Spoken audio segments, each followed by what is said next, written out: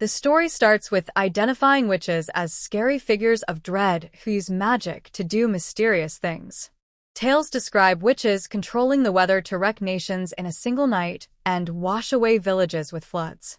Far away, a soldier realizes they are on a witch hunt and notes that having this many people for one job feels like overkill. The soldier tells a large man to watch where he is going, but stops talking as soon as he sees the size of the stranger. The soldier sits on the ground and stares up in total confusion at the person he just bumped into. A nearby man looks at the giant sword and wonders what kind of weapon it is supposed to be. The man asks if the stranger is the dual-bladed mercenary and if he is there for the hunt. The mercenary says yes and asks for more details about witches. The mercenary stands among the crowd of soldiers with his massive blade resting casually on his shoulder. The mercenary explains that he has heard witches use something called magic to form balls of fire and create gusts of wind without using any tools. He continues his explanation by saying that he even read several fairy tales to try and come up with a plan but found that the stories were not very helpful. The nearby soldier bursts into laughter and tells the mercenary that he looks tough, but says the funniest things. He thinks the idea of using fairy tales for a professional plan is ridiculous. Wiping away a tear from laughing, the soldier tells the mercenary not to worry about magic because the target is likely just a fake. He suggests the woman is probably just a regular person being called a witch. The soldier remains confident as he walks with the group and states that they will kill the woman and finish the job in no time. The mercenary realizes the job is not going to be easy. He knows that several squads already failed to catch this specific witch in the past. The mercenary understands that one person should not be able to stop entire groups of hunters. He believes the target is just as dangerous as the stories say, whether it is one person or a whole group. The mercenary plans to chop the target into bits and take his money. He views the upcoming fight as just another normal day of work. The lead soldier raises his hand and tells his entire army to stop and stay completely still. A small building sits alone in the woods with plants growing all over the walls. One soldier stares at the building and thinks that the entire house might just be made of mud. The armored men talk about how strange it is to find a home this far away from town. They mention that there are no reports of anyone living in this forest. The commander tells the second group of soldiers to stand ready in case the first group needs help. The leader pulls out his sword and warns his men to be careful. He tells the first squad to go inside and search the entire building. The leader tells everyone to secure the area, but stops talking when he feels a sudden chill. The soldiers stand around confused by his awkward silence. The army spots a tiny hooded figure standing right in front of the mud house like a lawn ornament. The woman stands her ground while the massive group of men stares her down. The commander points his sword at her and yells about how they are there to kill a witch. One soldier wonders why she is hanging out in the middle of nowhere. The mercenary stares at her and realizes that something about this lady feels very strange. He tries to figure out what she is doing. The leader continues his threats by telling her she will be deleted on the spot if she messes with their job. The woman just stares back and says nothing. The leader tells the archer to fire an arrow near the woman's feet to give her a little scare and make her move. The woman lets out a long sigh as if she is tired of dealing with these men. She begins mumbling magical words and points her hand directly at the intruders. The mercenary suddenly realizes that something invisible is moving through the air. Magical bands wrap around the mercenary and force his giant blade deep into the ground. The mercenary understands that he is in a very bad situation. The mercenary is yanked backward by an invisible force and crashes to the ground next to a supply wagon. He is launched high into the sky, soaring over the heads of the confused soldiers and their horses. The army stops in its tracks as heavy thuds shake the ground, and one soldier tries to understand what is occurring. A man stubs his toe just as massive stone spikes explode from the earth to skewer the entire army. The mercenary looks back at the sudden graveyard of stone pillars and wonders what has happened as the ground continues to rumble. He surveys the long rows of impaled soldiers and concludes that the entire situation is completely unbelievable. The witch stands in silence while a nearby soldier shouts in frustration and asks what is happening to the group. The mercenary stares at the scene with a shocked expression and considers who the woman is. He continues to wonder if she is truly the witch. The soldiers scream in panic and shout about their injuries as they try to figure out what kind of attack is hitting them. The survivors push each other aside and yell for their comrades to get out of the way while they attempt to escape. The mercenary thinks about running away but realizes he does not know how far the magic can reach and doubts that distance will provide any real safety. The mercenary reflects on the strange feeling he just experienced. While sitting safely on a branch, the mercenary notes that he already anticipated the high level of danger. Looking down at the massacre around the house, the mercenary concludes that he has found the primary field of battle. The mercenary jumps down from his perch and begins moving quickly through the field of stone spikes. He runs past the remaining soldiers who are still trying to process the sudden attack. The mercenary stops at the edge of the spikes and looks across the empty clearing at the witch standing by her home. The lead soldier spots the woman and confirms she is indeed the target standing right in front of them. He shouts for the entire group to begin shooting their weapons immediately. The archers follow the command by pulling back their bowstrings and launching a volley of arrows into the air. The hooded figure remains perfectly still as the projectiles begin their descent toward her position. A massive slab of earth erupts from the ground to serve as a giant shield for the woman. Every arrow makes a dull thudding sound as it strikes the solid surface of the shield. The witch brings her hands together for a small round of applause. Small bumps appear in the dirt before a massive figure made of stone and earth rises from the ground. A soldier stares upward and lets his sword fall to the grass as the giant looms over him. Other soldiers nearby freeze in place and watch the creature with wide eyes. The stone giant swings its heavy arm across the battlefield. The men scream and scramble to get away from the reach of the massive limb. The witch remains calm and sweeps her hand through the air in a single motion. The force of the magic launches the entire squad backward through the air. The witch lets out a long yawn. The mercenary watches from a distance and concludes that the woman is a complete monster. He reflects on how it was a total mistake for humanity to ever think they could challenge the witch. A single tear falls as the soldier understands that no person has any chance of winning against a magical being. The mercenary ignores the carnage and sprints forward through the woods with his massive blade held ready. One of the survivors spots the figure running past and realizes that it is the legendary warrior everyone was talking about. The dual-bladed mercenary jumps onto the back of the stone giant and uses the creature as a platform to boost himself upward. He spins through the air and aims his weapon directly at the hooded figure while she watches him from below. The witch holds up her hand and makes a small sound to activate her shield. The mercenary strikes the massive stone shield several times. The solid barrier begins to crack under the force of the giant blade. The warrior realizes that the rock wall is far too thick for him to destroy easily. He spots a movement on the ground and understands that another strike is about to happen. A fresh wall of stone erupts from the dirt to separate the mercenary from the witch. The mercenary takes a position behind the sharp stone spikes and looks back at the tall slab. The mercenary places a hand to his face and confirms that his first thoughts about the battle were correct. The witch stares at the warrior and notes her confusion. New stone blocks emerge from the grass, while the witch continues to move away from his original spot. The mercenary tightens his grip on the hilt of his weapon. A giant explosion of earth and rock occurs as the mercenary sprints toward the house. The witch looks on with total shock as the warrior suddenly appears in front of her. The mercenary swings his massive weapon through the empty air to prepare for his next strike, while the witch remains behind her stone barrier. The warrior lets out a loud shout as he smashes through a block of earth to reach his target. The mercenary acknowledges that the magic he is facing is a serious threat. He concludes that the woman lacks the proper training to defend herself at a close distance. The mercenary decides that maintaining a close position is his only chance for victory. He lunges forward with a heavy thud and continues his advance toward the witch. The mercenary shouts in surprise as a massive beam of energy nearly deletes him from the forest.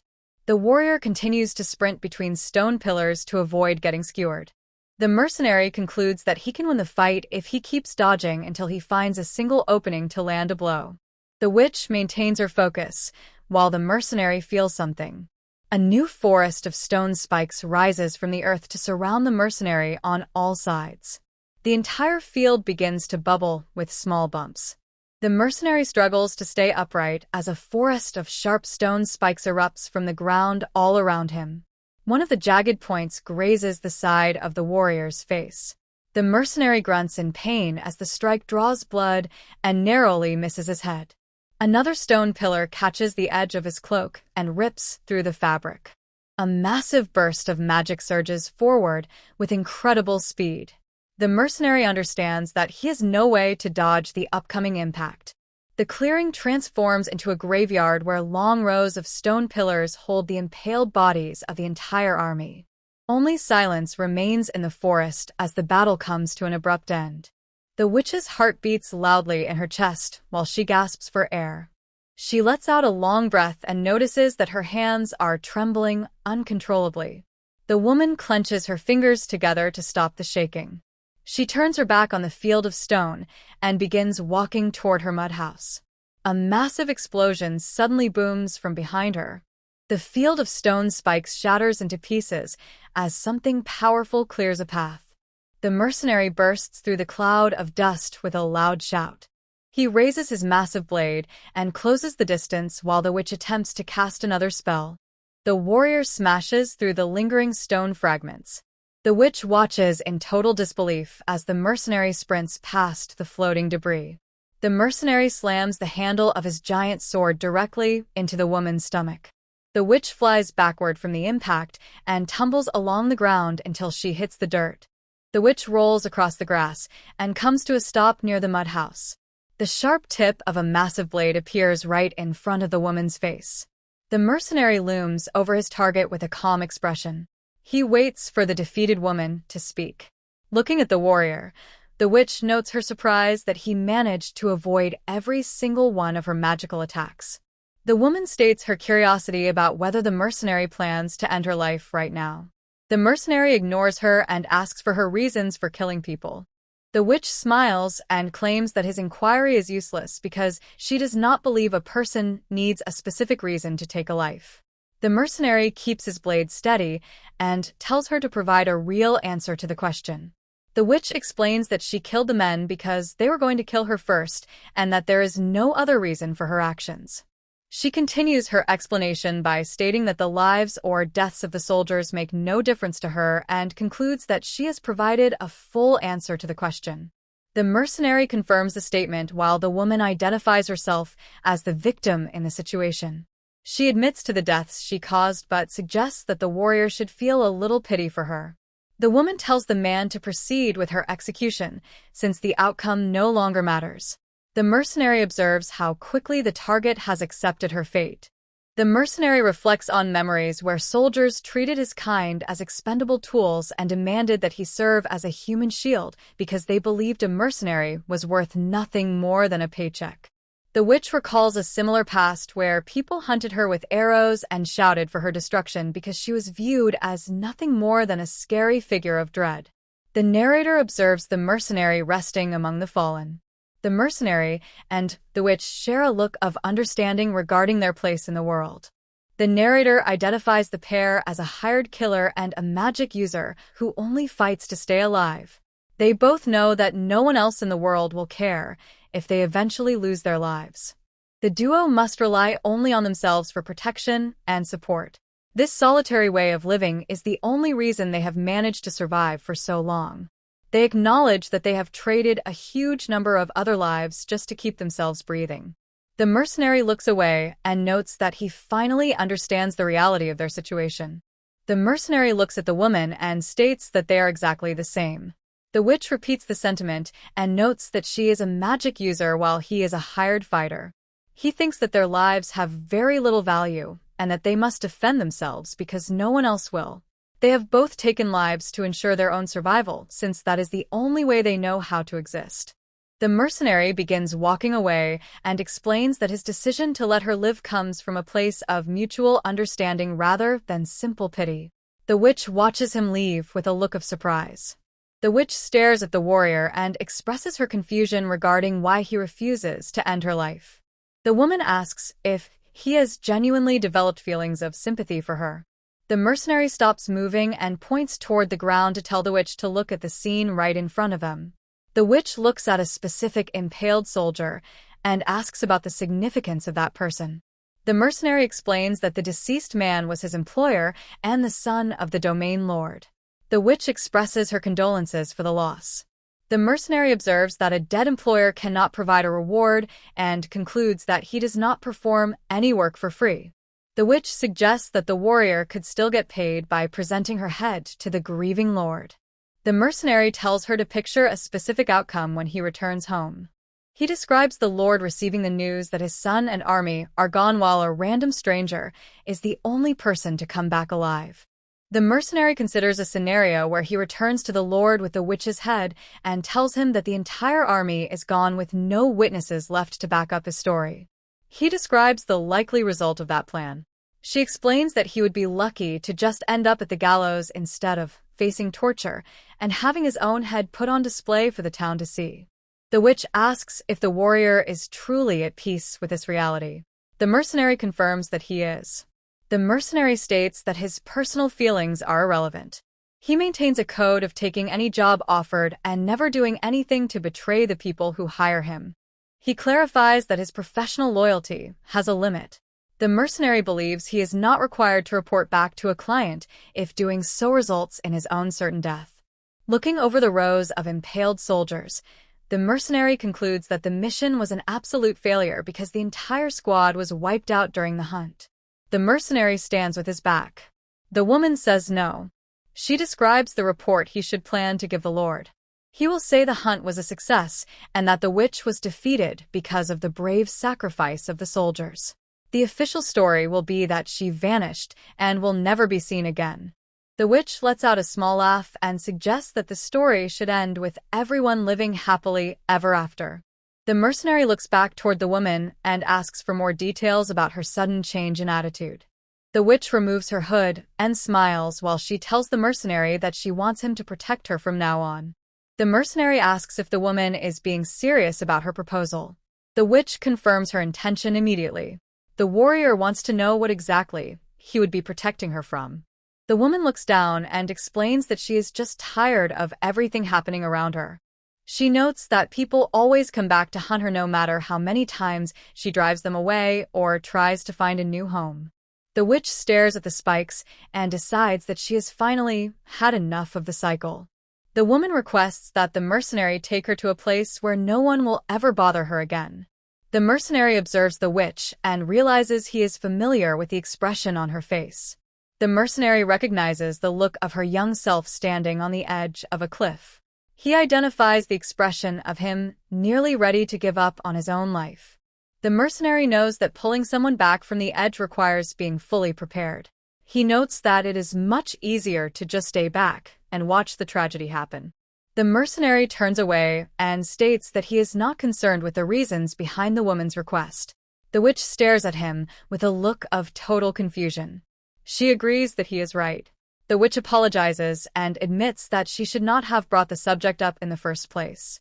The witch laughs and explains that it has been a very long time since she last spoke to another person. She says that she got ahead of herself by asking for help.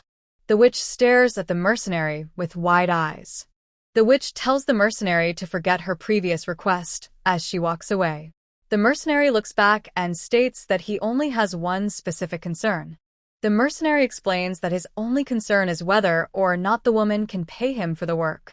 The witch reacts with total surprise. The mercenary asks once more if the woman can provide payment. The witch shouts with excitement and confirms that she can indeed pay for his services. The mercenary maintains a calm expression. The mercenary confirms his identity as a hired fighter. He explains that he is willing to accept even the worst jobs as long as the price is right. The witch reaches into her cloak and pulls out a massive, sparkling jewel. The woman offers the large stone as an advance payment for the escort mission. She explains that she has 3 more identical gems to provide for the rest of his fee. The mercenary stares at the object in his hand with a blank expression. The witch smiles and asks for his opinion on such a generous offer. The warrior looks away and admits that he has no idea if the gift is valuable or not. The witch reacts with total shock. The mercenary explains that he would not be working as a hired killer if he actually had the skills to value expensive jewelry. The woman admits that his logic is hard to argue with. The witch slumps her shoulders in disappointment at the unexpected hurdle. The mercenary stares at the gem and asks if the object is truly valuable. He wonders about the specific price he might receive for selling it. The witch admits that she does not know the answer. The woman explains that her identity as a witch prevents her from knowing the prices of items in the human world. The mercenary acknowledges that her statement makes sense. The witch lets out a bright laugh. The mercenary observes the woman and notes that she looks like a normal girl when she is laughing. The mercenary reflects on his new situation. He realizes that a hired killer who usually takes lives is now going to work to keep a witch alive. The mercenary clarifies that nowhere on the continent provides safety for a witch. The woman confirms that she already realized this fact. The warrior suggests that leaving the area is her best choice. The witch begins to speak, but remains quiet. The goal is to cross the ocean and reach another continent entirely. The witch stares at the ground and considers the gravity of the decision. The mercenary acknowledges that her hesitation makes sense. He reflects on how there is no guarantee of safety for her kind over there and notes that they have no information about the far-off land. The mercenary understands that the voyage might be more dangerous than her life on the run. The witch decides that a new journey is better than being constantly hated and hunted by everyone. The witch decides that taking her chances with the unknown is the better option. The woman expresses her hope that their agreement settles the matter between the two of them. The witch begins to speak again, but stops briefly. The mercenary introduces himself simply as Zig. The warrior provides his full name as Zig Crane. The witch smiles and offers her thanks to him. The woman identifies herself as Siasha. She states that her name is just Siasha as the new duo prepares for their long travel toward the distant mountains. The narrator observes that the continent has dealt with conflict for a long time. These struggles stem from differences in skin color, language, and culture. Zig states that the people in this land feel compelled to destroy anything that shows even the slightest difference from themselves. He points out that this tendency is especially true when it comes to mysterious witches. Zig and Siasha decide to leave the area behind and cross over to the other continent. The pair reaches the port town of Estana, where many buildings line the curved shoreline. They pass through the marketplace and arrive at a building to find a place to stay. Zig expresses shock at the cost of 130,000 for a single night in a shared room. Siasha tells him to calm down. Zig states they are heading to the exchange. Siasha agrees to the idea. The duo stands before a massive structure. Siasha observes that the building is very large, while Zig stares at it. Zig begins glancing around the area with a suspicious look. Siasha watches him and wonders what is on his mind. Siasha turns around and asks the warrior what is bothering him. Zig looks at the woman and tells her that she is the one who will go in and perform the exchange of gems. Siasha shouts in shock and explains that she has no experience with such a task. Zig notes that as a mercenary, people would likely assume he stole the gems and put him in chains. Zig tells Siasha not to worry, because the exchange appraisers look at the customers as much as the jewels. Siasha wonders why the customers matter. Zig explains that mannerisms reveal status and class. He notes that the staff tends to provide special treatment to people who show these traits. Zig admits this is just something he heard. Siasha shouts that he should have left that detail out. Zig recalls hearing the information while drinking and says he thinks it is probably true. Siasha is surprised that he is only guessing. A bell rings as the duo opens the doors and enters the exchange. The people inside stop what they are doing and stare at the pair. Siasha flinches under the collective gaze of the room while Zig stands calmly beside her. Siasha lets out a breath of relief, while Zig watches from behind. Siasha places a small bag and 3 large gems on the counter and states that she would like to exchange them. The appraiser examines the stones and identifies them as excellent quality before offering to take all of them. The staff member asks if 3 million orth is an acceptable price. Zig reacts with shock at the high amount while Siasha agrees to the offer.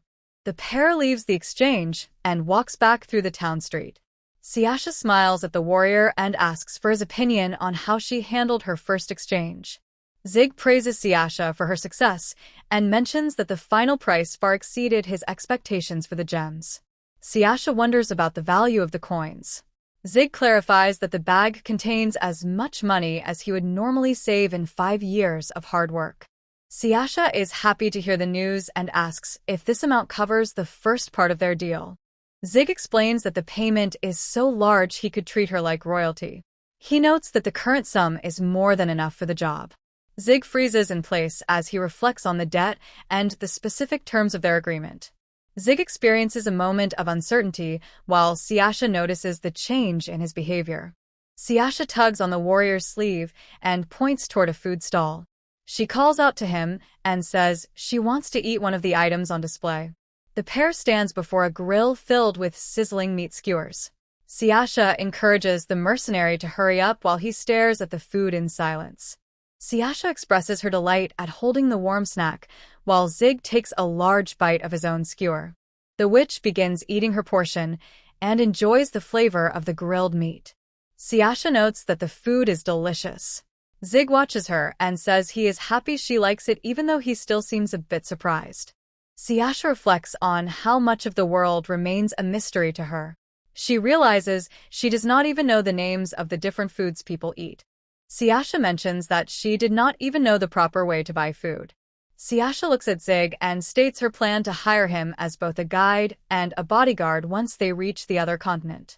The woman explains that she wants the warrior to teach her about the world until she is capable of living independently. Siasha notes that she trusts the mercenary specifically because she provides him with a steady source of income. Zig acknowledges his love for money and promises to give the witch her money's worth, while she expresses her reliance on him. A man at a table greets Zig and observes that the warrior has managed to stay alive. Cossack notes that the warrior has not changed at all. Zig introduces the man as an informant named Cossack. The informant and the witch exchange polite greetings. Cossack asks about the identity of the woman and wonders if she is the warrior's partner. Zig dismisses the idea and explains that she is simply his client.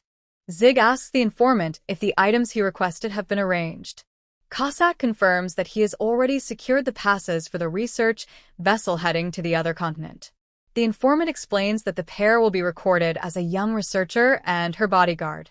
He hands over 2 bands to serve as official passes and tells them to wear the items on their left wrists. Zig accepts the passes and asks how much money he owes for the transaction. Cossack pours a drink and mentions hearing some specific rumors about Zig recently. Zig asks for more details regarding the nature of the information. Cossack explains that the rumors suggest the warrior has died. Zig states that his own death is news to him. Cossack recalls how the son of a nearby domain lord organized a witch hunt and notes that Zig was part of that group. Zig acknowledges Cossack's ability to gather information.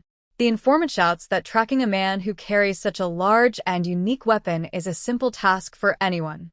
Cossack mentions hearing that the hunt succeeded despite heavy losses. He notes that no bodies were recovered in one piece and concludes that the group went through an ordeal. Cossack explains that his reports show no survivors except for possible deserters. He remarks that defeating the Silent Witch was a major task. Zig and Siasha hear the title of the Silent Witch and realize they do not recognize the name. Cossack expresses his surprise that the warrior would join a mission without knowing any details about the target. Cossack notes that while there are exceptions, witches are usually known for their love of fighting. He describes how a witch will attack anyone who enters their territory. They are known to pursue their enemies until every last person is dead. Cossack explains that this specific witch is different from the others. The woman has destroyed several squads before but never bothers to hunt down survivors. She warns people for entering her land and only fights if they show clear hostility. Cossack points out that her behavior is exactly how she earned her nickname. Cossack identifies the woman as the Silent Witch. Cossack wants to know how the mercenary managed to survive the encounter and escape with his life. Zig mentions that Cossack already provided the answer by saying the only survivors were mercenaries who abandoned the fight. Cossack tells Zig to stop the act. He explains that Zig is not the type of person to flee from a fight, especially against a witch. He notes that the mercenary is clearly hiding something. Zig states that he does not have a single clue. Cossack looks at him with doubt. Cossack turns his attention toward the hooded figure sitting at the table and remains silent. The informant realizes that the body of the silent witch was never found. He begins to shake as the connection becomes clear. Cossack jumps to his feet and points at Siasha. He begins to ask if she is the witch everyone was looking for. Zig slams the handle of his massive sword onto the table. The loud sound forces Cossack to stop talking and remain still. Zig flicks a single coin across the table. It splashes into a drink and makes a dull clunk against the bottom of the glass. A Cossack looks down at his drink. He recognizes the object as a silver coin while liquid drips onto the table. Cossack decides that the mercenary is an unbelievable person. Zig warns the man to leave the matter alone and stop asking questions. Cossack considers the immense power required to flick a coin with that much force. Zig tells the informant that he'll have to cut him down if he pushes the issue any further. Cossack panics and wonders if the warrior has completely lost his mind. Siasha sits quietly and watches the two men. Zig looks away and repeats that his answer is always the same. He states that he is prepared to do anything as long as he receives the right price. Cossack looks at the silver coin in his glass and acknowledges the situation. The informant states that the total price for his services is 2 million orth. Zig confirms that the arrangement is settled while Cossack remarks that the warrior now owes him a favor. Zig agrees and thanks the man for his help as the duo prepares to leave. Siasha bows politely to Cossack while she follows the mercenary toward the exit. Cossack watches the pair leave and asks if the warrior actually managed to win his battle. Zig notes that his physical presence is proof enough of the outcome of his battle. After going out, Siasha observes that they can now use a ship to reach the other continent. Siasha mentions hearing that current ships are not strong enough to cross the ocean. Zig asks when she heard this information and recalls that the announcement about crossing was made 20 years ago when he was just a child. Siasha begins counting on her fingers to figure out exactly how much time has passed. Zig decides to stop the conversation and move forward. The duo stands before a massive ship while Zig explains that a group of researchers is heading to the other continent. He states his plan for the two of them to hide among the crowd. Zig points out a smaller boat and explains that they will be hiding on it. He mentions that this vessel is designed to follow the much larger main ship. The mercenary identifies a massive research vessel nearby and notes that the most important people for the mission will be staying on that larger deck. Siasha remains quiet while she stares at the two ships and processes the plan. Zig wants to know if the witch has any issues with traveling on the smaller boat. Siasha reacts with annoyance and tells the warrior to stop treating her like a little kid. Siasha looks at the vessels moving through the water and considers how these ships have the potential to accomplish many great things. The interior of the ship begins to wobble and shake as it sets sail. Siasha shouts in surprise and struggles to maintain her balance in the moving hallway. An eagle suddenly swoops down and sinks its talons into Siasha as Zig's block it with his hand. Zig notices blood oozing from his hand and realizes he has been wounded. Siasha immediately uses her magic to heal the warrior.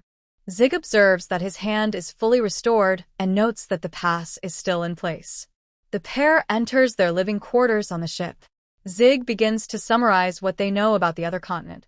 Zig concludes that their collective knowledge of the destination is practically non-existent. Siasha expresses her confusion from her bed. She mentions the groups that traveled there before them and states that it makes no sense to have zero information. Zig notes that all contact with the ship that arrived before them has apparently been lost. The mercenary mentions his failed attempt to gather as much information as possible about their destination. Siasha suggests they must simply accept the lack of information and decides to change the subject to ask the warrior a question. The woman explains that mana is the energy source for her magic spells and notes that several steps are required to use them properly. Zig observes that she seems to be enjoying the explanation. Siasha uses the analogy of scooping water from a lake to describe the process. She states that the first step is to gather enough mana and identifies the second step as giving that energy a specific direction. Zig expresses his confusion regarding the concept of giving energy a direction. Siasha clarifies that giving a direction means assigning properties to the mana based on its intended purpose, such as defense or offense. Siasha demonstrates that mana can be directed toward an attack or used for defense. Siasha identifies the third step as shaping the mana and notes that this specific stage is called casting the spell. Siasha explains that various methods for casting exist, such as making hand gestures or reciting incantations. Siasha tells Zig that the scent he noticed earlier is likely the result of a reaction that occurs when mana is assigned its properties. Zig acknowledges the explanation and states that he understands the process. Zig turns towards Siasha and indicates that he has a question for her. Zig turns his head back toward the woman as he prepares to ask his question. Siasha enthusiastically confirms that the warrior is allowed to ask her whatever he wants. Zig notes that the witch did not use fire or water against him during their battle and states his desire to know why she limited her attacks. Siasha explains that fairy tales are exaggerated and clarifies that a single witch does not have the power to control everything. She states that her magic depends on a specific affinity. The woman describes how mana is compatible with certain elements for each individual. She identifies earth and rock as her primary specialty and mentions that using other elements is too draining to be useful. Siasha leans in with a smile and invites the mercenary to continue his inquiries about any subject he chooses. Zig observes Siasha and asks for the reason behind her positive mood. Siasha states that this is the first time anyone has ever asked about her and notes that the experience makes her very happy while Zig lets out a small laugh. Zig thanks the woman for her interesting explanation while Siasha kicks her feet and expresses her own happiness at being able to answer his questions. The narrator notes that 20 days have passed as the fleet continues its journey across the open sea.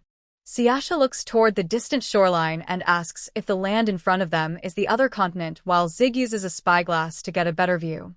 The spyglass reveals the smaller ship approaching a coastline covered in thick green trees. Zig looks at the empty forest and states that it does not look like anyone lives nearby. Siasha concludes that she and Zig are meant to be the scouts for the group. The duo joins the line of researchers and guards as they begin walking inland through the tall grass. Zig notices a sudden gleam of light coming from the thick bushes and wonders about the source of the reflection. Zig reaches down and picks up a small silver pin shaped like a pair of wings. Zig examines the metal object and experiences a sudden rumble from the ground that leads him to conclude an earthquake is starting. Zig watches as Siasha crouches down to inspect the dirt and asks her to explain what is bothering her. Siasha touches the soil with her fingertips and states that the ground is soft. The witch observes a large fissure in the earth and notes that cracks usually disappear quickly unless the soil is dry. Siasha points out that the area is very wet and says it is strange for these cracks to remain visible. Zig suggests that the marks must be recent and were probably caused by an earthquake, but Siasha states that his explanation does not quite fit the facts. A low rumble begins to shake the area once more. Siasha hears the sound and concludes that another earthquake is happening as the ground continues to vibrate. Zig stares at something in front of him and wonders about its nature. A researcher shouts for Zig and Siasha to regroup with the squad to prepare the official report. Zig remains silent while he ponders the current circumstances. Zig reflects on the previous expedition and wonders about the current location of the squad that arrived before them. The warrior observes that it is strange for the previous group to leave no traces behind even if they had a valid reason to move. Zig notes the total absence of even a single footprint just as the earth begins to shake with a loud rumbling sound. A massive, dark limb covered in coarse hair moves through a fissure in the ground with a faint scraping noise. Zig grabs Siasha and warns her that the threat is directly beneath them as the earth shatters. A massive, toothed creature erupts from the ground while Zig carries the witch to a safe distance. Zig wonders what the monster is and realizes it must be the thing that destroyed the first squad. Zig tells Siasha to stay alert because he doubts this is the only creature nearby. Siasha responds with a small laugh. Siasha notes that the beast dared to use a surprise attack from under the ground. Siasha states that the creature will regret its decision while dark magic begins to flow around her. Siasha notes that the beast dared to use a surprise attack from under the ground and states that it will regret that decision. Zig tells the witch to stop her magic because too many people are nearby and can see her. Zig asks her to consider the reason they traveled such a long distance. Siasha remembers how the guards tried to kill her. Zig reminds the witch that his role is to act as her bodyguard. Zig waits for a response and Siasha smiles while stating that she understands. Siasha kneels and places her hands against the dirt to send a pulse of energy through the earth. Siasha explains that she channeled her mana through the ground to locate the hidden threats for Zig. Zig acknowledges that her assistance will be helpful as he prepares to strike a lunging creature with his sword. The warrior swings his twin blade with enough force to tear through the massive beast and send dark fluid into the air. Siasha spots a new danger and shouts for Zig to watch his front and back. The earth shatters as two more monsters emerge from the ground to surround the mercenary. Zig stands between two monsters and prepares to swing his twin blade. Zig spins his body and cuts both creatures into several pieces. Siasha points ahead and says the next monster is approaching. A beast rises from the dirt and Siasha states that the enemy is directly beneath her feet. Zig rushes over and kills the creature before it can harm the witch. A loud scream sounds from a distance and Zig turns his head to find the source. Several massive creatures move quickly through the tall grass toward the path. Siasha watches the movement and joins Zig in crouching behind a thick bush. The monsters erupt from the ground and begin tossing researchers and guards into the air. A man tells the others to stay together and call for help while a monster catches another person who begs for release. Zig watches the scene from his hiding spot and observes that the situation is total chaos. Siasha grabs the warrior's clothing and tells him to be quiet and not move. Zig and Siasha stay hidden in the bushes while they wait for the danger to pass. The monsters rise from the ground and look around the clearing to search for more victims.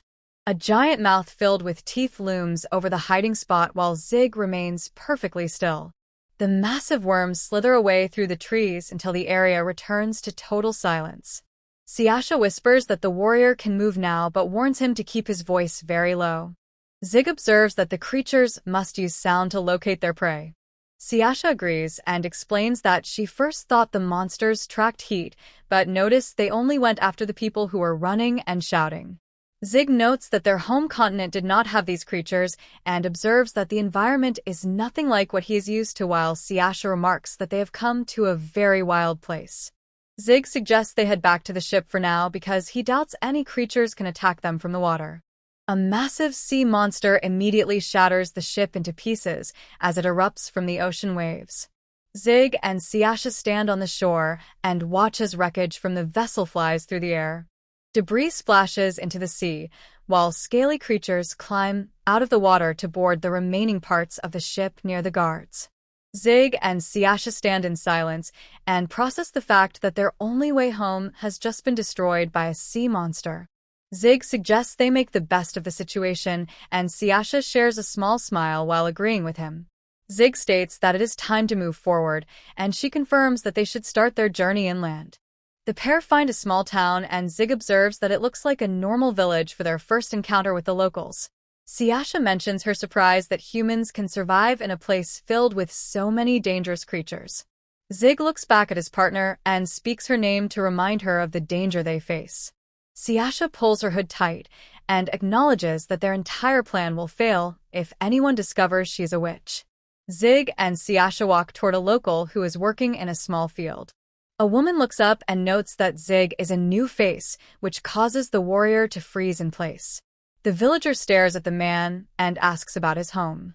Zig pauses before stating they came from the sea and explains their boat sank after they reached the shore. The woman shouts in surprise that they managed to cross the demon sea on a ship.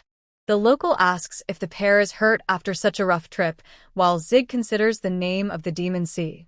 The woman realizes the travelers are truly outsiders because they lack basic knowledge about the region.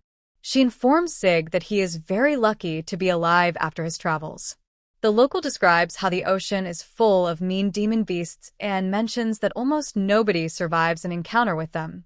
Zig and Siasha consider the term demon beasts while they look at the villager. Zig realizes that calling the monsters demon beasts is the most accurate way to describe them. The woman offers them a place to go while Zig thinks about how he never expected creatures from old stories to actually exist. The woman explains that Zig and Siasha can find work and lodging in Halian, the largest city in the region, by traveling east from the village. Zig acknowledges the directions and states that they will make their way toward that city. The villager pauses and turns her attention to the girl standing behind the warrior. Zig clenches his hand around the handle of his sword and watches the woman closely. The woman remains silent while she continues to look at the travelers. The villager suddenly hands a heavy basket of bread to Siasha and observes that the girl is far too thin. The local woman laughs and tells the girl to eat well so she can put some meat on her bones and avoid starving to death. Siasha blushes and stammers out her thanks while she balances the heavy basket of food in her arms. Zig observes the scene and concludes that his companion is simply not used to people showing her any hospitality. The warrior reflects on his own behavior and thinks that he might have been acting too cautious about their surroundings. A sharp sound rings out, and Zig senses something.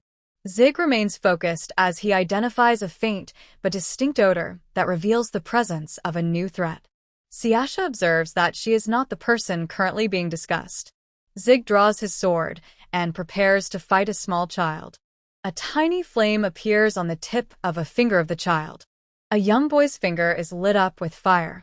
He squats in the dirt and uses magical fire to help with the chores. Zig watches the boy and asks if the child is a witch, but Siasha denies. Siasha watches the boy walk away and concludes that the locals are definitely human. Siasha observes the villagers working in the fields and realizes that every single person has mana despite the differences between them. A smile spreads across Siasha's face as she notes how magic thrives in this new world. The duo walks further into the village, where they see common people using magic to perform their ordinary tasks. Zig looks at his companion and realizes that she finally found a place where she does not need to hide her magical powers. The warrior lets out a quiet laugh and decides that this might be the perfect location for the witch to live her life. Zig narrows his eyes and focuses on the world around him. The warrior stays silent while he touches his chin and thinks about what he has seen. Zig notes that it is only natural for people here to use magic since dangerous demons roam the land. He realizes that magic is their best way to stay alive. Zig concludes that he will definitely face battles against other magic users in the future. He leads the way, while Siasha walks behind him with her heavy basket of bread. A basket sits filled with bread and other food as Siasha declares her new goal to discover the good side of humanity. The pair rests in the forest to share a meal. Siasha breaks off a piece of bread while explaining that her past experiences were limited only to the negative aspects of people. She notes that she never looked for the positive traits in others. Zig listens to her and states that he understands her perspective. Siasha suddenly stops and instructs Zig that this is the moment where he is required to ask for the reason behind her change of heart. Zig follows her lead and asks for the reason. Siasha beams with joy and tells him she is very happy he finally brought it up. As Siasha prepares to start her long explanation, a massive armored creature rustles through the bushes and emerges directly behind her. Zig looks at the animal and asks if the creature is a boar. The mercenary confirms it is a boar but notes that he has never seen one wearing armor before. Siasha reacts to the sudden interruption. The witch sends stone pillars out of the ground and states that she was just reaching the best part of her explanation. The stone spikes hit the animal and shatter with a loud metallic ring. Zig observes that the magic did not pierce the armor as the monster lets out a loud roar. Zig decides to distract the creature and tells Siasha to deliver the final blow. The warrior jumps into the air and swings his giant sword at the armored boar. The blade hits the metal plates with a loud noise while the monster screams in the middle of the path. A close look at the armor shows that the sword did not leave a single scratch. Zig clicks his tongue and notes that he is unable to cut through the tough plating. The mercenary stays in a defensive stance as the boar stomps on the ground. Zig strikes the armored beast multiple times while the sounds of metal clashing fill the air. Siasha observes the battle and realizes that Zig is talented for hitting the exposed parts of the animal despite the intense fight. Siasha believes that the warrior will soon create a perfect chance for her magic to get past the metal plates. The witch focuses her gaze and reminds herself to stay prepared for the coming opening. The monster begins to bleed from its many small wounds and struggles to stay standing. Zig moves out of the way as the weakened creature stumbles past him. The boar turns around to face its opponent as Zig prepares his twin blade for the next move. The beast lunges forward with its sharp tusks but fails to strike the mercenary. Zig quickly ducks under the animal as it charges over him to exploit its unprotected underside. The warrior swings his twin blade upward and slices through the straps holding the metal plates together. Zig shouts to his partner that it is time to strike, while Siasha focuses her mana and extends her hand. Giant stone spikes erupt through the broken section of armor and impale the roaring beast. Siasha lowers her hand as the defeated armored boar remains impaled on the large stone pillar. The dead creature lies on the ground while Zig observes that the monster was a very difficult opponent to face. Siasha admits her own shock and states that she had no idea demon beasts possessed such high levels of strength. Zig kneels beside the carcass and inspects a fragment of the plating. Siasha asks about his actions as the warrior explains that the high-quality armor could be sold and notes his desire to also harvest the meat. A small white object drops from the cut meat and lands on the grass with a soft sound. Zig stares at the discovery and asks for its identity, while the tiny worm begins to wiggle and squirm against the fur. Zig looks at the parasites and states he only wanted some meat, but concludes he will not want to eat any for a long time while Siasha watches in disgust. The travelers eventually arrive at the large city of Halian. A large piece of meat sizzles on a hot plate inside a building. Zig eats a large steak while Siasha expresses her surprise that he still has an appetite after seeing the parasites earlier. Zig instructs the girl to spend their earnings on gear, food, and information to ensure their survival. He tells her that earning money must become a regular routine for them to stay alive. The mercenary concludes that completing jobs and managing resources is the only way for people like them to survive. Zig explains that eating meat is necessary for survival on the battlefield while Siasha repeatedly calls out his name to interrupt him. Zig turns to listen as Siasha points to an interesting item on the menu and asks for more information. Siasha wears a wide smile while she holds up a tall glass filled with ice cream and various fruits. Siasha tastes the dessert and notes the freezing temperature of the food. The woman experiences the sugary flavor and adds that the dish is very sweet. Siasha laughs and declares that she loves the new food, while Zig watches her and observes that her positive reaction is good. Siasha addresses the warrior and prepares to share a thought.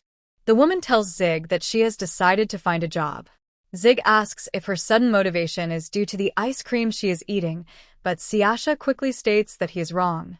She looks down at the table and explains that she wants to try fitting into the human world.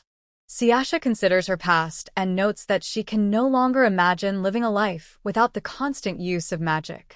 Zig reacts with surprise when the witch reveals she has been using magic for over 2 centuries. Siasha looks through the window at the busy street and concludes that fitting into society is a better choice than living in isolation. She believes that since magic is accepted in this land, she should attempt to integrate with the local people. Zig listens to her plan and considers the potential dangers that might come with her decision. The warrior decides to support his companion and tells her that her plan is a good idea. Siasha reacts with a start at his unexpected approval. A gentle smile appears on the woman's face as she accepts the warrior's encouragement. Zig asks what specific type of work she intends to find while Siasha pauses to consider her options. 2 men at the bar discuss a new reward as the pair continues their conversation in the background. Zig reacts with surprise to the beast man at the bar and wonders if the person is an animal while Siasha asks if the men mentioned a reward. The wolf-like man explains that it is currently very difficult to find adventurers at the 4th class level who are willing to provide assistance. Zig repeats the term in confusion while Siasha states that she has never heard of that specific line of work before. A waiter holding a tray stops at their table and asks if the travelers are interested in learning about adventurers. Siasha confirms their interest and explains that they are from a very distant land where everything is unfamiliar. She then asks the man to explain the details of the job. The waiter gives a friendly smile in response to her request for information. The waiter explains that adventurers belong to a guild and earn their living by hunting demon beasts. He notes that their pay depends on the type of creature they defeat and adds that selling extra materials is a common way to gain more money. Zig observes that the long explanation provides a clear summary, but thinks to himself that the man speaks quite a bit. The warrior asks if the group is essentially a collection of mercenaries who focus on killing monsters. The waiter reacts with intense shock and shouts for him to be quiet. The man leans in and whispers that Zig must never make such a comparison while in the presence of actual adventurers. Siasha asks the waiter to explain the reason for his warning while Zig waits in silence. The beast man at the bar laughs while the waiter clarifies that these fighters strongly dislike being compared to mercenaries. He warns that they must never group adventurers with people who prey on others. Siasha is about to say something, but Zig stops her. Siasha looks at the warrior and says his name. The waiter clarifies that his words are simply how the adventurers choose to describe the situation. The man explains that the title of mercenary does not mean much anymore and calls them unimportant people who only talk big. Siasha asks why he views them that way. The waiter says that war is now a thing of the past and explains that no one needs mercenaries like they used to. Zig shouts that the man's statement cannot be the truth. The waiter explains that minor differences in appearance or culture used to trigger centuries of conflict and notes that society would never have accepted someone like the Wolfman back then. The man identifies demon beasts as the primary cause for the shift in the world. He describes how these monsters would unfailingly appear whenever an all-out war began. The waiter states that the creatures would ignore borders to attack the military forces of every side involved in the conflict. Zig wonders that wars ended not because people lost the will to fight, but because the monsters made large-scale combat physically impossible. The waiter explains that this constant threat is what forced everyone to start seeking employment as adventurers. An older man drags the waiter away and orders him to return to his duties. Zig reflects on the nature of humanity and thinks about how conflict always follows people even when peace seems to exist for a short time. Zig remembers his life on the previous continent where his skills as a mercenary were in high demand and provided constant employment. The warrior begins to worry about his future and wonders what his purpose will be if his specialty as a mercenary is no longer needed in this new land. Siasha notices his distress and calls out his name. Zig tries to hide his anxiety and tells the woman that he is doing fine. Siasha turns toward the warrior and makes a sudden announcement that her new goal is to become an adventurer. Zig looks at his companion with total confusion. Siasha remembers how Zig told her about how mercenaries survive and smiles. She reminds him that he is supposed to ask for the reason behind her current thoughts. Siasha explains that she wanted to find the positive side of humans by following the lead of a person she already knows. Zig and Siasha stand in a crowded square at the start of their first job. Siasha starts to speak, but stops abruptly. Siasha turns quickly and wonders about the requirements for registering as an adventurer. Zig states that the process involves handing in a form. Siasha reacts to the mention of a document with a sharp gasp. Siasha experiences a moment of panic regarding the proper things to say during the meeting. A nearby person observes her with confusion. Siasha clutches her head while her mind spins. She considers if she needs a planned speech and contemplates the correct walking speed for entering the office. Siasha feels woozy and asks Zig for his thoughts on her next move. Zig looks at the woman and tells her to calm down. Zig observes that the staff will not take Siasha seriously if she continues to act in a suspicious manner. Siasha declares that she cannot let that happen. Siasha resolves to assert her dominance and show everyone that she is the boss. Siasha wonders which magic spell she should use to give the workers a taste of her power. Zig lets out a sigh and notes that he has never seen his companion this flustered before. Zig suddenly lifts the witch into the air and carries her away. Siasha expresses her total confusion at the sudden change in her position. Siasha remains speechless while she processes the fact that the warrior is currently holding her. Siasha kicks her feet and strikes the man with her hands while she pleads for him to put her back down on the ground. Zig holds Siasha as she makes a sound of frustration. He maintains a neutral expression while the witch hangs from his arm. Siasha dangles in the air while Zig asks about the reason for her recent behavior. Zig asks if the woman is calm now, and Siasha admits that she believes she is. She expresses her regret that Zig had to witness the current situation. Zig observes that Siasha is new to these experiences and states he does not blame her. He explains that she must overcome these obstacles to live among humans, and Siasha acknowledges the truth of his statement. Zig places his hand on the witch's head and states that he'll not tell her to avoid the fear of failure. He tells her to simply make sure of her resolve. Zig explains that Siasha will eventually be able to look back at today and laugh about her experience. Siasha looks up at the warrior and states she will do her best. Zig responds that her answer is good. Siasha touches the top of her head while she watches the warrior turn and walk away. Siasha stands in front of the large double doors and states that it is time to go inside. A creaking sound fills the air as the witch opens the door and walks into the office. A staff member begins to speak, but Siasha interrupts as she presents her document and announces that it is her registration. The guild employee flips through the paperwork and notes that Siasha is a mage. Zig stands behind the witch while the registration process continues at the counter. The staff member indicates 2 sections of the document that were not filled out, and Siasha reacts with a sharp gasp. The worker asks if there is a plan to join a party with someone in the future while Siasha prepares to write her answer. Zig remains silent with his arms crossed while he watches his companion complete the forms. Siasha looks at the woman and states that she is currently unsure about her plans. The guild employee states that she understands but strongly recommends that Siasha finds a partner to act as a front guard. The woman explains that mages are very vulnerable when fighting in close combat. Siasha says she will think about the suggestion as she returns the completed form to the clerk. A silver tag is handed over as proof of the registration. Siasha shows off her new adventurer tag and declares that she is now an adventurer as well. Zig notes that the process was faster than he thought and observes that it is like her earlier panic never even happened. He tells his companion that he is happy for her success.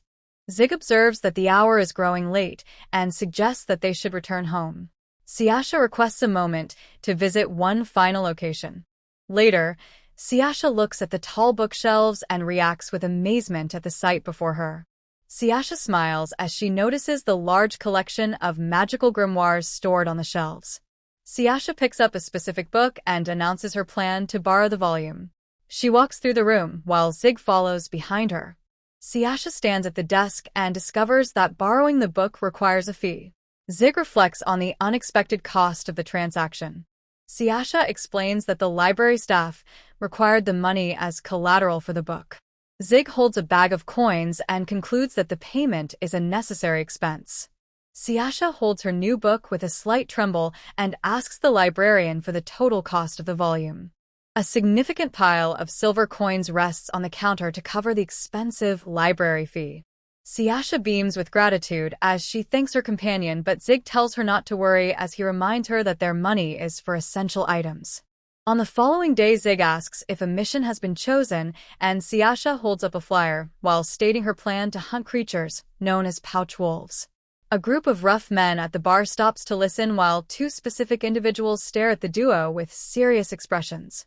The pouch wolf is revealed as a creature that surprisingly lays eggs and carries the brood inside its stomach pouch until the offspring are ready to hatch. Zig acknowledges that the information is useful but states he wants to know more about the risks and how the animals act. Siasha agrees that his point is correct. A voice interrupts and states that new adventurers should avoid this specific task. Zig and Siasha turn toward the speaker. The information explains that pouch wolves have strong reproductive instincts and travel in packs. The existence of a hunting mission implies the group left the forest to find more food for their growing numbers. The armored man identifies Siasha as a beginner who just started her career the previous day. He tells her not to rush into dangerous jobs right away. Siasha holds her paper and asks the 2 men for their names. The man introduces himself as Bates and says his partner is named Grow. He offers an apology and explains that they happened to overhear the conversation. Bates tells the pair they can rely on him if any problems or concerns ever occur. Bates laughs while stating that he and Gro have worked as adventurers for many years. Siasha expresses her thanks and asks if the men mind answering a question about magic. Bates tells her to go ahead and ask whatever she likes. Zig observes the situation and thinks to himself that the conversation might take a long time. The sounds of constant chatter fill the room as Siasha and Bates continue to talk while Zig and Gro wait beside them. Zig offers an apology to the men for the behavior of his friend. Gro tells Zig not to worry about the situation. He explains that looking after the rookies is simply part of their job as experienced adventurers.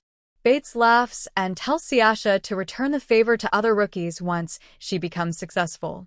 Siasha observes that everyone here likes to look after one another and promises to follow that example. Bates points towards Zig and advises Siasha to ensure her companion keeps a safe distance if he is not a registered adventurer. Zig states that they should begin their journey and asks about the distance to the target location. Siasha notes that the trip takes 7 days on foot. Siasha explains that a specific method exists to reach the destination instantly. Zig expresses his confusion at the possibility of such a fast trip. Zig looks around the interior of a new building and asks for an explanation of the location. Siasha directs the warrior to follow her further inside. An attendant wearing a hood instructs the pair to stand in the center of the room. Zig and Siasha stand on stone panels that start to glow as an attendant operates a machine. A bright flash of light covers the area and causes Zig to react to the sudden brightness. The pair appears in a forest clearing as the magical light disappears from the air. Zig looks at his surroundings and notes that they reached the forest instantly. He expresses his confusion about the event that just took place. Siasha identifies the stone archway as an ancient magical device called a waystone. Siasha explains that a magic circle on the stone allows for teleportation between different locations. Zig stays quiet while he processes the explanation. Zig observes that the magic is unbelievable while Siasha states that their destination is to the west and tells him it is time to go. The two companions walk through the thick forest grass. Zig hears a rustling sound coming from the nearby vegetation. Zig speaks Siasha's name to alert her, and she replies that she is already aware of the situation. 5 pouch wolves emerge from the rustling bushes and surround the duo. Zig notes the presence of 5 creatures and asks for the next part of their plan.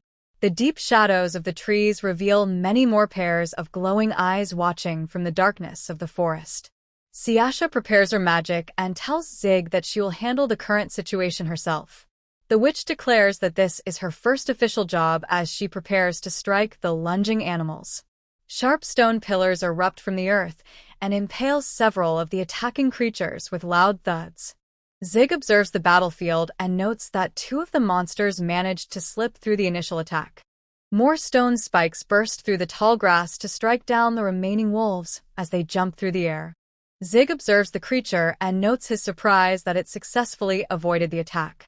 Zig considers the speed of the wolf and observes that it is difficult to hit a target that can dodge his partner's magical spikes. Siasha remains focused while she watches the animal leap through the air toward her. The witch performs a quick movement as the creature continues its flight past her position. Siasha prepares another spell as the wolf lands in the grass and turns to face her again. Zig identifies a new threat and realizes that Siasha must watch her back as well. The warrior draws his twin blade to protect the witch as wolves approach from both sides. Suddenly, the paws of the wolves sink deep into the mud with a soft sound as the ground changes beneath them. Zig observes the sinking animals and concludes that Siasha softened the soil to trap them. Siasha extends her hand to summon multiple stone pillars that impale the trapped creatures from below. Siasha smiles and declares that her current task is complete. Zig identifies her actions as a good strategy, while Siasha expresses her happiness at his approval. Siasha reflects on how she remembered the soft earth from their arrival and used it to stop the wolves. She notes her satisfaction with the successful outcome of her plan. Zig observes that his companion possesses impressive skills in combat. Zig notes that the mission was far too difficult for a beginner and asks if Siasha is trying to raise her rank as an adventurer. Siasha admits to her plan and explains that a higher class rank allows her access to more magical books, which remains her primary goal for now. Zig considers the situation and wonders if books written by humans are even useful for a powerful witch despite the odd nature of the thought. Siasha tells the warrior not to be silly and explains that humans are much more efficient at using their magic than she is. Zig reacts with total shock and asks if she is telling the truth. Siasha describes how humans found many ways to use their small amount of power to the fullest over hundreds of years of study and improvement. Siasha observes that she only studied on her own for 200 years and can hardly compete with current human knowledge. She adds that they have items to make magic usable by anyone along with many other things that are completely new to her. Siasha looks ahead and states that there is so much more she wants to learn. Zig considers her path as an adventurer and tells her that he is glad she found a goal. Siasha happily suggests they start skinning the wolves now. Zig watches her and concludes that this could be the perfect job for her. Zig asks which part of the animal is needed for the mission, and Siasha identifies the pouch as the intended item. Siasha draws a knife and explains her reading shows the pouch is very light and durable. She notes that the material is often used to make knapsacks or water skins. Zig asks Siasha what she is doing, and she tells him she is going to help him skin the wolves. Siasha holds up her knife and tells Zig that even if he thinks otherwise, she is actually very good at skinning. Siasha reels back from a terrible smell coming from the pouch and screams that the stench is unbearable. Siasha looks at the warrior and says she is surprised that the smell does not bother him, and Zig simply agrees. Siasha notices the objects in the warrior's nostrils and shouts that Zig has actually plugged his nose. Siasha waves her arms and says it is not fair that Zig knew about the smell the whole time. Zig claims he had no idea while thinking to himself that he just assumed the inside of the pouch would be dirty. Siasha scrubs her hands in the water while complaining that the terrible smell refuses to come off. Zig remains alert as the distant sound of clashing metal reaches his ears. Zig notes that someone is currently fighting something nearby. Siasha realizes it is another group of adventurers who accepted the same hunting mission. Siasha wants to witness humans using magic at a close distance, and Zig is interested in seeing how adventurers manage a real battle. Siasha suggests that they head toward the noise to check on the situation, and Zig agrees to follow her. Siasha warns that they must be careful not to let the other group notice their presence, and Zig confirms that he understands. A swordsman slashes a leaping wolf while a knight uses his shield to block another beast. More wolves jump from the side to attack the archer and the mage waiting in the back. Arrows fly through the air to strike the targets, while spells flare to stop the remaining animals. Zig stays hidden in the bushes and treats the standard fight like a study session on adventurer formations. He observes that the front guard keeps the enemies busy with a sword while the rear guard uses magic and arrows to finish them. Zig watches the group and concludes that their coordination is excellent during the heat of battle. Zig notices a sudden movement in the air and reacts to the change. Zig detects a grassy scent nearby and considers the possibility that a person used magic. Zig looks at his companion and realizes that Siasha is not responsible for the current change in the environment. Distant light ripples through the air as a strange presence begins to appear in the clearing. A giant shark monster with multiple fins materializes behind the other adventurers while Zig watches in surprise. Zig screams for the group to look behind them because the monster is about to strike with its mouth wide open. Light shines through the tall trees of the forest. The group of adventurers stands together in the clearing after finishing their battle. The mage from the party turns her head as she feels a sudden change in the air. A guy takes a sharp breath and shouts a warning for the adventurers to look behind them. A massive shark monster lunges forward with its teeth bared toward the woman. A guy reacts instantly and pulls the mage away from the path of the attack. He holds the rescued woman in his arms while the giant beast misses its target and slams into the ground with a loud thump. The massive spectre shark rips into a dead wolf as blood drips onto the grass. One of the fighters recognizes the monster as a spectre shark. An armored man wonders why the beast appeared in the forest. The guy replies that the scent of blood pulled the predator toward them. The female mage struggles to hold her staff steady as her hand shakes from the sight of the beast. He kneels beside his companion and states that the group is not yet strong enough to win a battle against the shark. The guy shouts for the adventurers to abandon their prize and let the monster have the dead wolves. The party leader commands the entire group to run away. He instructs Listy and Ryle to protect their rear while they make their escape. The archer looks around and wonders which path is the safest to take. The group stands in the forest while the archer asks for a direction that leads away from the monster. Everyone remains still as they look for an opening to escape. He hears a rustle in the bushes and feels his heart start to beat faster. The guy stares ahead as he notices the loud sound of his own heart. The massive shark appears directly behind him and opens its mouth to swallow. A bright flash of light fills the forest directly in front of him. A projectile hits a tree with a loud thump near the guy while Zig shouts for his team to go left and keep moving. The guy pulls out his blade and swings it with a fast motion. He cuts through the body of the monster with a single powerful stroke. Zig tells his teammate that they should not stay here and suggests that they leave the area immediately. The guy stands in silence and watches as the other group disappears into the forest. A sharp blade slices through the thick fabric of a belt as the scene transitions away from the forest. Back in the city, a large pan of seafood sits on the table as Zig wonders what makes human magic different from what he has seen before. Siasha takes a bite of her meal and explains that humans have found a way to automate the use of magic.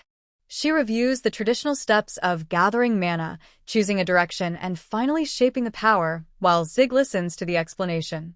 Siasha notes that humans have pre-made the hardest parts and only need to provide the final direction for a spell to work. The witch identifies the waystone as a perfect example of this shortcut because the magic words are already carved into the stone as a sigil. She adds that anyone can activate the device by just pouring their energy into the pre-written instructions.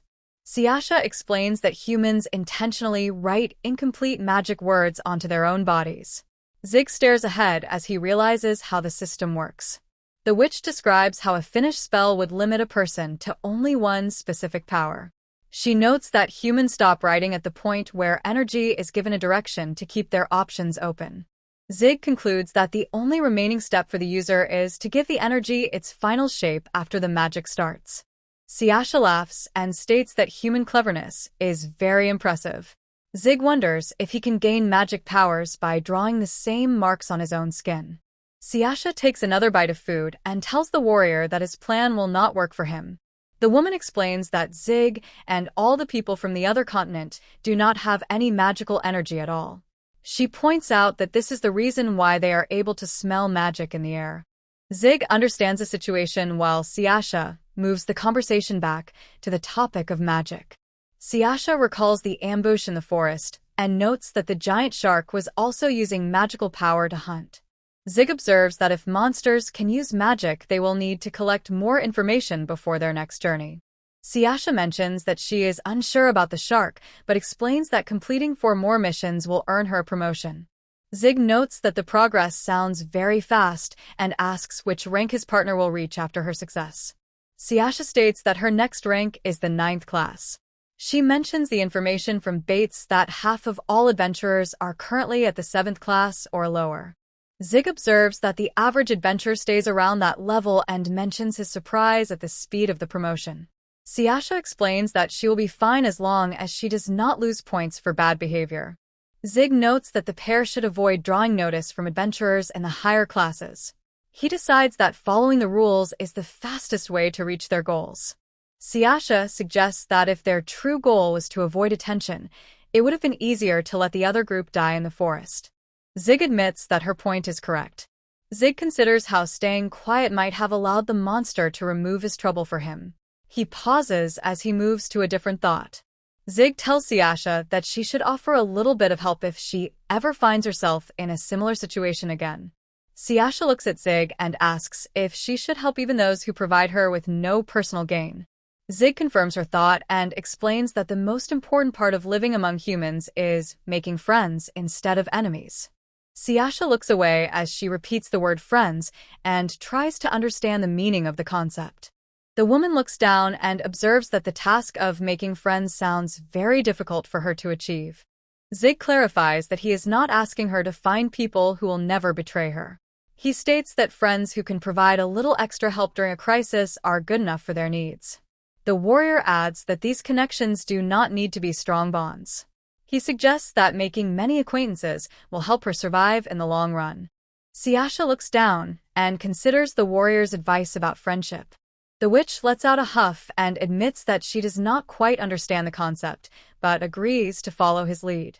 Siasha smiles at Zig and promises to give the human way of life a fair try. Zig looks ahead and thinks about the group they rescued. He hopes they are the type of people who do not pay too much attention to the small details of how they were saved. Nearby adventurers at the guild discuss a rumor about a spectre shark. One person mentions that a party led by a man named Alan successfully fought off the monster. Alan sits at a table with his team while others talk about his recent success.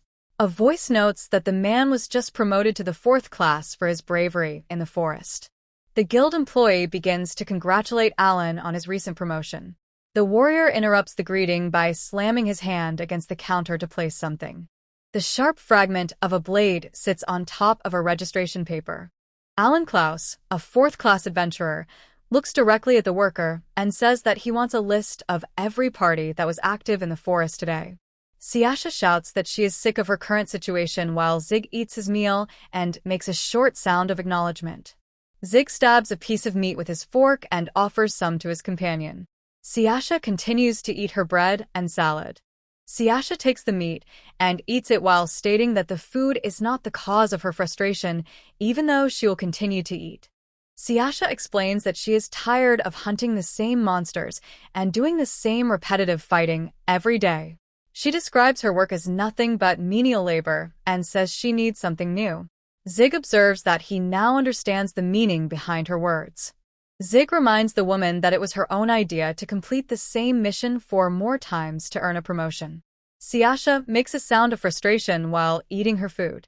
Zig wonders if the witch plans to take the day off. Siasha clarifies that she still intends to go to work. Zig suggests ending their workday early to go shopping for new clothes. Siasha says the word clothes while looking at the warrior. Zig looks down at the table while the witch continues to watch him in silence. Zig thinks to himself about whether or not he made a mistake with his suggestion. Zig tells Siasha that she can ignore his offer if she does not have an interest in shopping. Siasha keeps her eyes on her companion as she begins her response. Siasha looks at her companion and asks if he wants to see her dressed up in nice clothes. Zig offers no immediate response and simply stares at the witch. Zig maintains eye contact and tells her that he does want to see her in new outfits. Siasha touches her hair and states that she understands his feelings. Siasha happily decides to finish her work early so they can go shopping while Zig lets out a quiet sigh of relief. The pair enters a clothing store where a bell rings to announce their arrival. A clerk greets them and asks if they are shopping together. Zig confirms they are together and explains his intention to buy clothes for his companion. Siasha pushes back her hood while remaining quiet. Siasha fully removes the fabric from her head and reveals her face to the room. The store clerk reacts to the sight by stating that the woman is absolutely gorgeous. She nudges the warrior and comments on his success as a charmer while other customers watch the scene. The clerk asks about the specific type of clothing they need to find during their visit. Siasha feels a moment of hesitation and asks the warrior for his opinion on which styles would look best on her. Zig prepares to answer but realizes that this is likely the first time in her life that she has felt concerned about her appearance to other people. Zig believes it would be mean not to help Siasha choose an outfit and tells her to inform the clerk of her size. Siasha says she is not sure about her exact measurements. The clerk states that she will take care of it and tells them it is her pleasure to assist. The clerk offers to bring a catalog and tells Zig to take a seat and have something to drink. Zig sits down in the waiting area. Zig asks if he may have a glass for himself as well. Suddenly a woman appears wearing an elaborate outfit that includes a large headpiece and a blindfold over her eyes. Zig remains quiet as he slowly pours a drink into his glass. Zig looks at her and tells her to help herself to the refreshments. The woman in the blindfold outfit thanks the warrior for his offer of a drink. Zig sits with his arms crossed and watches the woman while she takes a sip from her glass. She mentions that the warrior has not yet asked about her reason for being there. Zig takes a swallow of his drink and states his assumption that she only wants to share his table. A long silence follows as the two people continue to sit across from one another in the waiting area. The woman brings up the topic of the spectre shark while the warrior watches her with a serious expression. The woman in the blindfold explains that Alan requested her assistance to locate a specific individual. She continues by stating that Alan wants to show his appreciation to the person who saved his life. Zig reflects on the mention of gratitude and claims that he has no knowledge of the situation. The woman takes a drink while explaining her research into every group that was active in the forest at that specific time. She observes that although the adventurers were talented, none of them seemed capable of detecting a spectre shark during its attack. The woman looks down at her glass and notes that she could only fail to find information on one particular person. The blindfolded woman states that the person Alan sought was a female. She explains that Alan remembered the voice of a man, which made the investigation difficult at first. She notes that the female adventurer has a man follow her to carry all of her equipment. The woman smiles and says she is surprised to finally meet him. She mentions Zig's strong physique and wonders if he is really just a carrier for his companion. Zig states that he has many years of experience as a veteran carrier, and the woman accepts his explanation. The blindfolded woman suggests that it might be time for her to go ask Zig's lady friend about the situation herself. Zig remains silent and keeps his arms crossed while he processes the statement. Zig stares intensely at his companion without offering any verbal response. The woman feels a sudden and heavy pressure coming from the warrior as the air around them seems to change. She notes that the man has finally decided to look directly at her while Zig begins to show signs of discomfort. Suddenly, the woman starts to sweat and tremble. Zig wonders if the woman is doing okay, and she claims to be fine. The warrior tells her to be careful and not to push herself too far. Zig points a finger and tells the woman that the restroom is in that direction. The woman reacts with a quiet insult while she continues to sweat. Zig reminds her that she almost forgot to ask him something. Zig agrees to answer any of her questions right now, but insists that he will do so at his own pace. The woman shouts an insult at the warrior as her frustration grows. Zig reacts with confusion and observes that she seems to be the one who needs to use the bathroom urgently. The blindfolded woman lets out a pained sound and stands up so quickly that her chair clatters against the floor. Zig watches in silence as the woman runs away from the table, and he concludes that they have attracted a pest. Later, Siasha pulls back the dressing room curtain with a swift motion and calls out to Zig. Siasha walks forward to show off a new form-fitting dress that features a long slit and matching boots.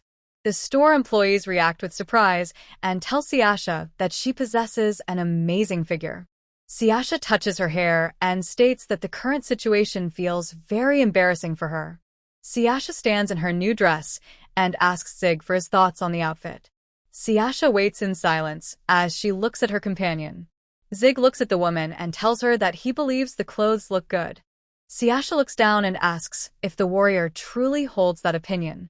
Siasha smiles and states that she feels glad to hear his approval. Siasha declares that tomorrow will be a new beginning and promises to do her best to earn her promotion.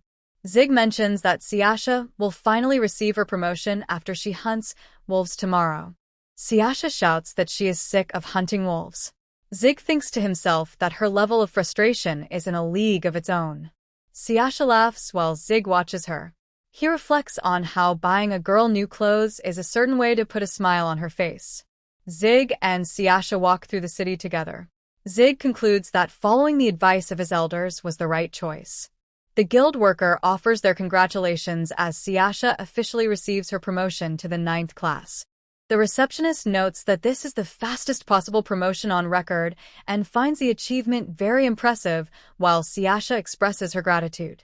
The worker informs the woman that she is now permitted to invite others to join her party and offers assistance with the recruitment process.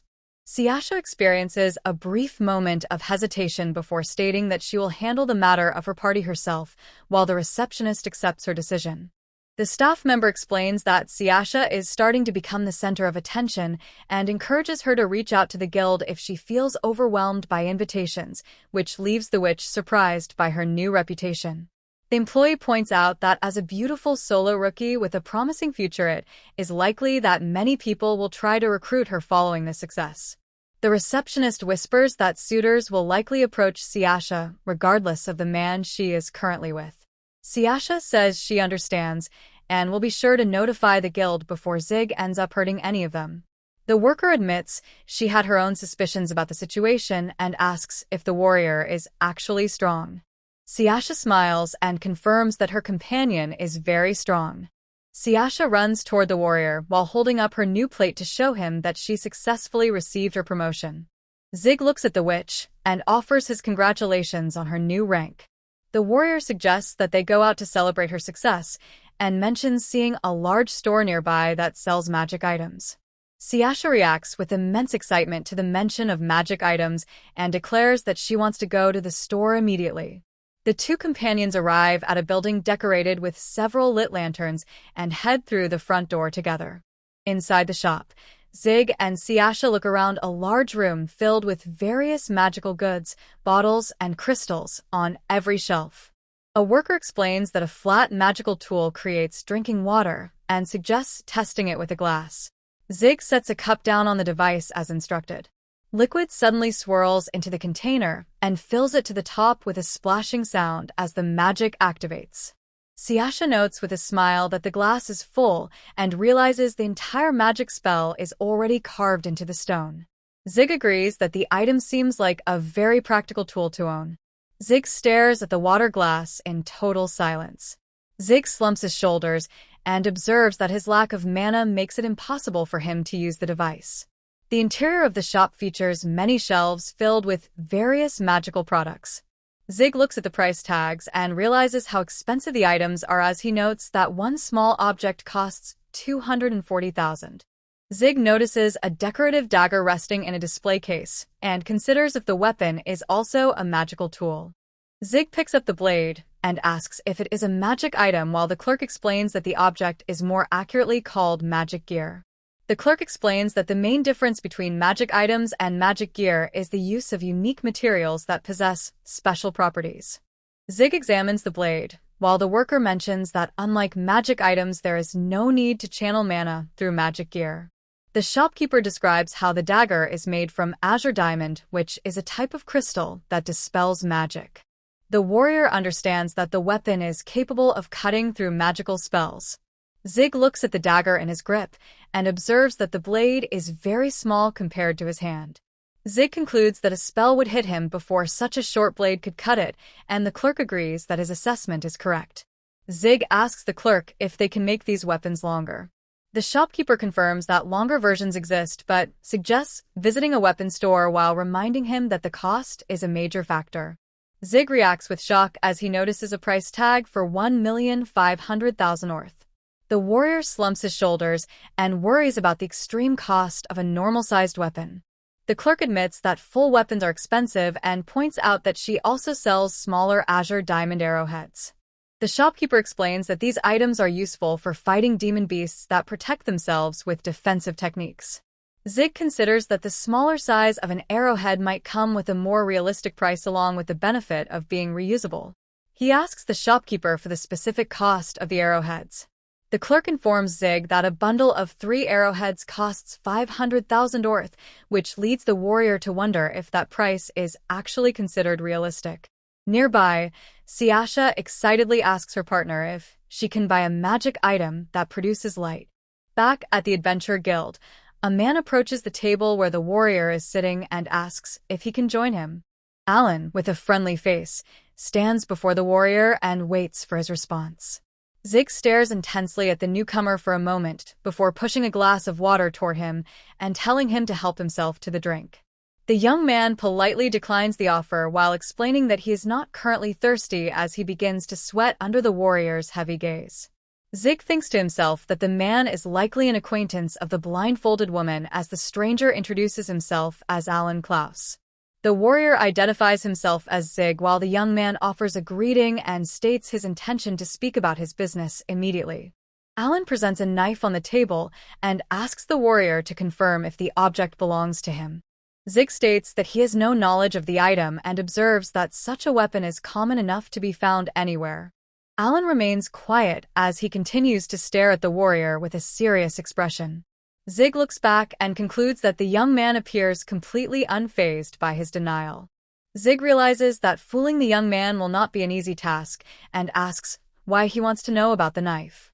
Alan smiles and explains that he has no hidden motive other than wanting to express his thanks to the person who saved him. Zig wonders if the man would feel differently if he admitted to spying on the group to steal their party's combat strategies. Alan looks directly at the warrior and confirms that he would still feel the same way regardless of the reason. The young adventurer explains that while being spied on is not a good feeling, the lives of his friends are worth much more, and he feels only gratitude for their safety. Zig processes the sincerity of the response and states that he now understands the situation. Zig observes the tone of the young man and concludes that he sounds completely sincere. The warrior raises his hands and tells Alan that he caught him before admitting that he was the person responsible for throwing the blade. Alan expresses surprise at the easy admission while Zig states that he hates wasting time by beating around the bush. The young adventurer responds by letting out a hearty laugh. Alan says he feels glad to have finally found the person he was searching for so diligently. The young man drops a heavy bag on the table with a loud thud and explains that he has been holding on to the collection of coins for the warrior. Zig reacts with confusion while Alan explains that the public believes he was the one who defeated the spectre shark and that he was promoted to the 4th class because of it. Alan states that the reward money belongs to the warrior instead of himself, while Zig refuses the offer. Zig explains that he is not a registered adventurer and that it is not appropriate for him to accept the payment. Alan looks on in surprise. Alan asks for clarification on whether the man was actually serious about being nothing more than a carrier for his companion. Zig identifies himself as both a carrier and a bodyguard for the witch and requests that the young man keep this information private. The warrior notes that his client is a rookie and that attracting excessive attention would only cause problems for her in the long run. Alan Klaus asks if the warrior is truly content with his current situation, and Zig confirms that he is perfectly fine with it. The young man admits that the response is unexpected and explains that he remains unsure of how else to show his appreciation. Zig tells the adventurer that there is no need for any thanks and repeats his claim that the entire rescue was just a lucky coincidence. Alan asks for confirmation on whether the man possesses any special abilities or magic of his own. Zig denies having any powers and claims that he only noticed the monster because the light happened to change in a way that revealed a distortion in the air. The warrior suggests that they simply consider the rescue a favor to be returned by the young adventurer at some other point in the future. Alan agrees to the deal and promises to make good on the favor. Zig tells the young man that he will be in the area, but does not intend to keep his hopes up for a reward. Alan adds that Alicia was absolutely livid about their previous encounter, while Zig maintains a blank expression. Zig asks if the man is referring to the blindfolded girl, and Alan repeats the description with a startled look on his face. Alan clarifies that the woman is an elite 3rd-class adventurer and advises the warrior not to push his luck with her. Zig considers the information and notes that the woman is already ranked in the 3rd class. The warrior concludes that Alicia is on a completely different level of skill compared to where Siasha is currently positioned as a 9th-class rookie. Zig notes that her stomach is not very tough. Alan warns the warrior to never let the blindfolded woman hear him speak like that. Zig notices that Siasha is done at the counter and states that he needs to leave. Alan stands up quickly and tells Zig that he should take his knife back. The warrior explains that he has no need for the weapon because it is just a common knife with nothing special about it. Alan stands alone and reflects on the claim that the item is only an ordinary knife. The young adventurer observes that the weapon is not even magic gear and finds it difficult to believe that someone could stun a spectre shark using only a common knife. Alan Klaus lets out a breath of relief as he looks at the ordinary blade in his hand. The young adventurer sits alone at the table and considers how high Zig could climb through the ranks if he ever decided to officially join the guild. The 9th chapter begins with a look at the struggle for prey between the blade hornet and the flying squid.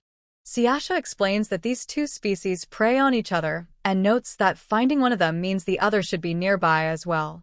Siasha describes her plan to clear the mission for blade hornets and sell any materials they get from killing the flying squids. She observes that while materials from blade hornets are not very valuable, the creatures become a pest if they are left unchecked. The pair stops as they notice a situation developing deeper in the forest. Siasha looks ahead and observes that it looks like they have found what they were seeking. A massive nest sits in a clearing where many adventurers and blade hornets are already gathered and competing against each other. Zig watches the chaotic scene from behind a tree and suggests that taking out the nest itself would get rid of most of the monsters at once. Siasha explains that even if they destroyed the nest, a surviving blade hornet would simply become the next queen, and the colony would eventually rebuild. Siasha adds that she expects no cooperation from the other adventurers because the nest represents a steady source of income for them. Zig realizes that the other adventurers have become accustomed to hunting the hornets to make regular money and would face a financial problem if the creatures disappeared. Siasha clarifies that while she does not blame them for their actions, she believes they should use a title other than adventurer to describe themselves. Siasha notes that no one should underestimate the danger of the current situation.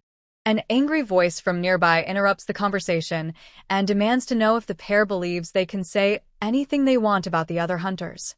Siasha reacts with surprise as a voice calls out to her from between the trees. A man with pointed ears approaches and calls her an amateur. The stranger shouts that she should not speak so loudly. Zig observes the long ears of the man and concludes that the group heard their conversation from a distance. Siasha apologizes for being rude, but maintains that she does not understand their logic. She states that choosing money over everything else makes the title of adventurer meaningless. The man expresses his outrage and demands to know what she knows about their lives. Siasha looks at the man and confirms that it's obvious that she does not know anything about him or his team. Zig tells Siasha to drop the argument while the witch stops moving immediately. Siasha agrees to stop but makes a low sound of annoyance as Zig watches her.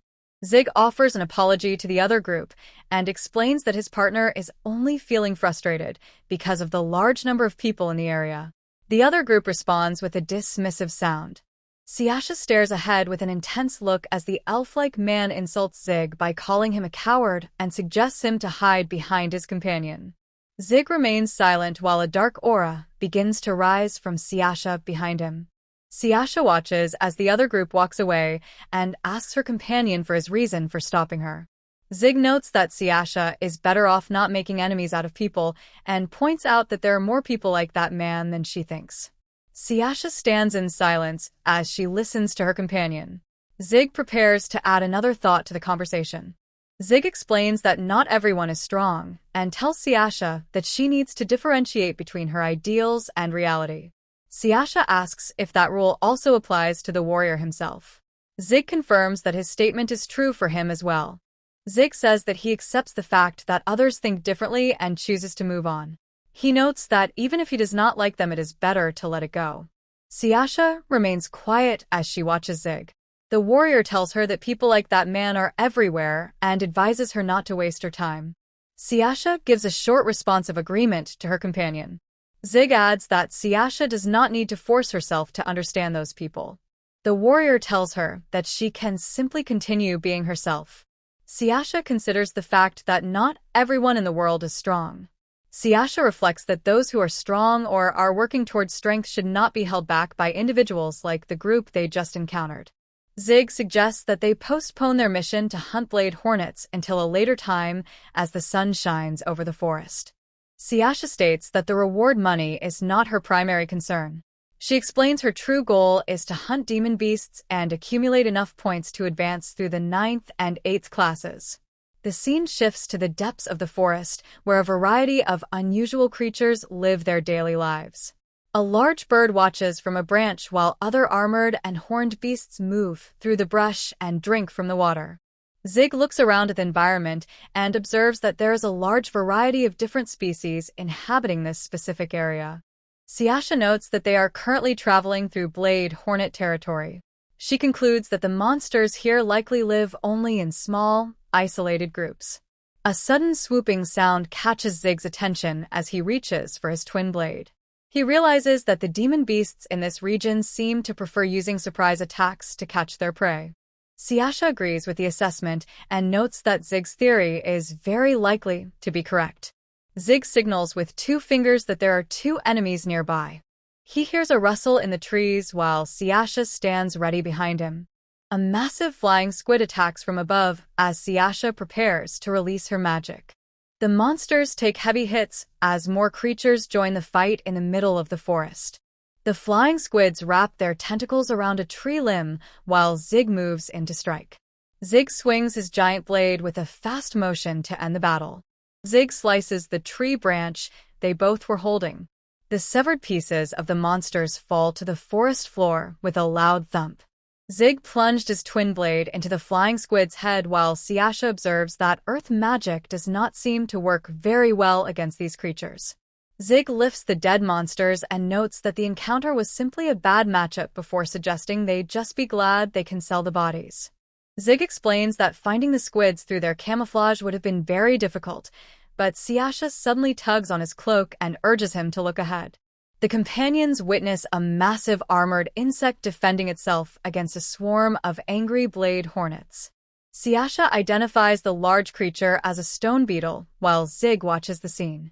Zig observes that the monster is quite strong. Siasha explains that a full party of 7th-class adventurers is typically required to defeat such a beast. Siasha suggests to Zig that they should take the monster out themselves. Zig asks for confirmation that she wants to proceed and reminds Siasha that the demon beast is above her current rank. Zig knows that adventurers are usually restricted to missions only 1 rank above their class and notes that breaking the rules would be unhelpful. Siasha tells him that there is a specific exception to this policy. Siasha explains that they are permitted to defend themselves if the monster attacks first, as the giant stone beetle towers over the pair. The stone beetle dashes forward as Zig and Siasha prepare to face the attack. Siasha maintains her focus, while the massive creature swoops down toward her. The beetle thuds its many legs against the ground and opens its giant mouth to swallow Siasha. Zig strikes the creature with his blade and makes a sound of exertion as his weapon hits the hard shell with a loud clang. The warrior moves with a fast motion to dodge a sharp leg while Siasha prepares her next spell from the side. The stone beetle lets out a loud screech while its body begins to rumble and glow with a bright light. A wall pops up from the ground under the stone beetle's lunges while Zig runs toward a better position. Zig jumps onto a stone pillar to gain an advantage, while Siasha watches from a safe distance. The warrior brings his massive blade down on the monster with a single powerful stroke. Zig stands next to the headless broken shell of the creature and observes that the matter is now settled. Siasha looks down at the ground and mumbles to herself in silence. Zig asks what is bothering his partner, and Siasha explains that her magic has felt predictable and useless lately. Zig tells Siasha not to be so hard on herself because her follow-up was actually quite good. Siasha thanks him and notes that the experience only makes her want to buy magic items even more as they stand among the fallen monsters. Siasha declares that they now have enough blade hornets to finish their current mission. Zig asks if she is truly satisfied with how things turned out, and Siasha confirms that she is very happy. Siasha laughs while explaining the logic of their victory, where the stone beetle defeated the hornets, and then they defeated the beetle. She concludes that the winner takes all the rewards. The pair walks out of the forest with heavy bags of monster parts clattering against the warrior's back. Nearby adventurers watch the scene and whisper to each other about the group's success. The pointed-eared man and his team grit their teeth as they watch the pair pass. Zig maintains a calm expression while the other hunters show their frustration. Siasha carries a large bundle of materials and looks ahead with a satisfied expression.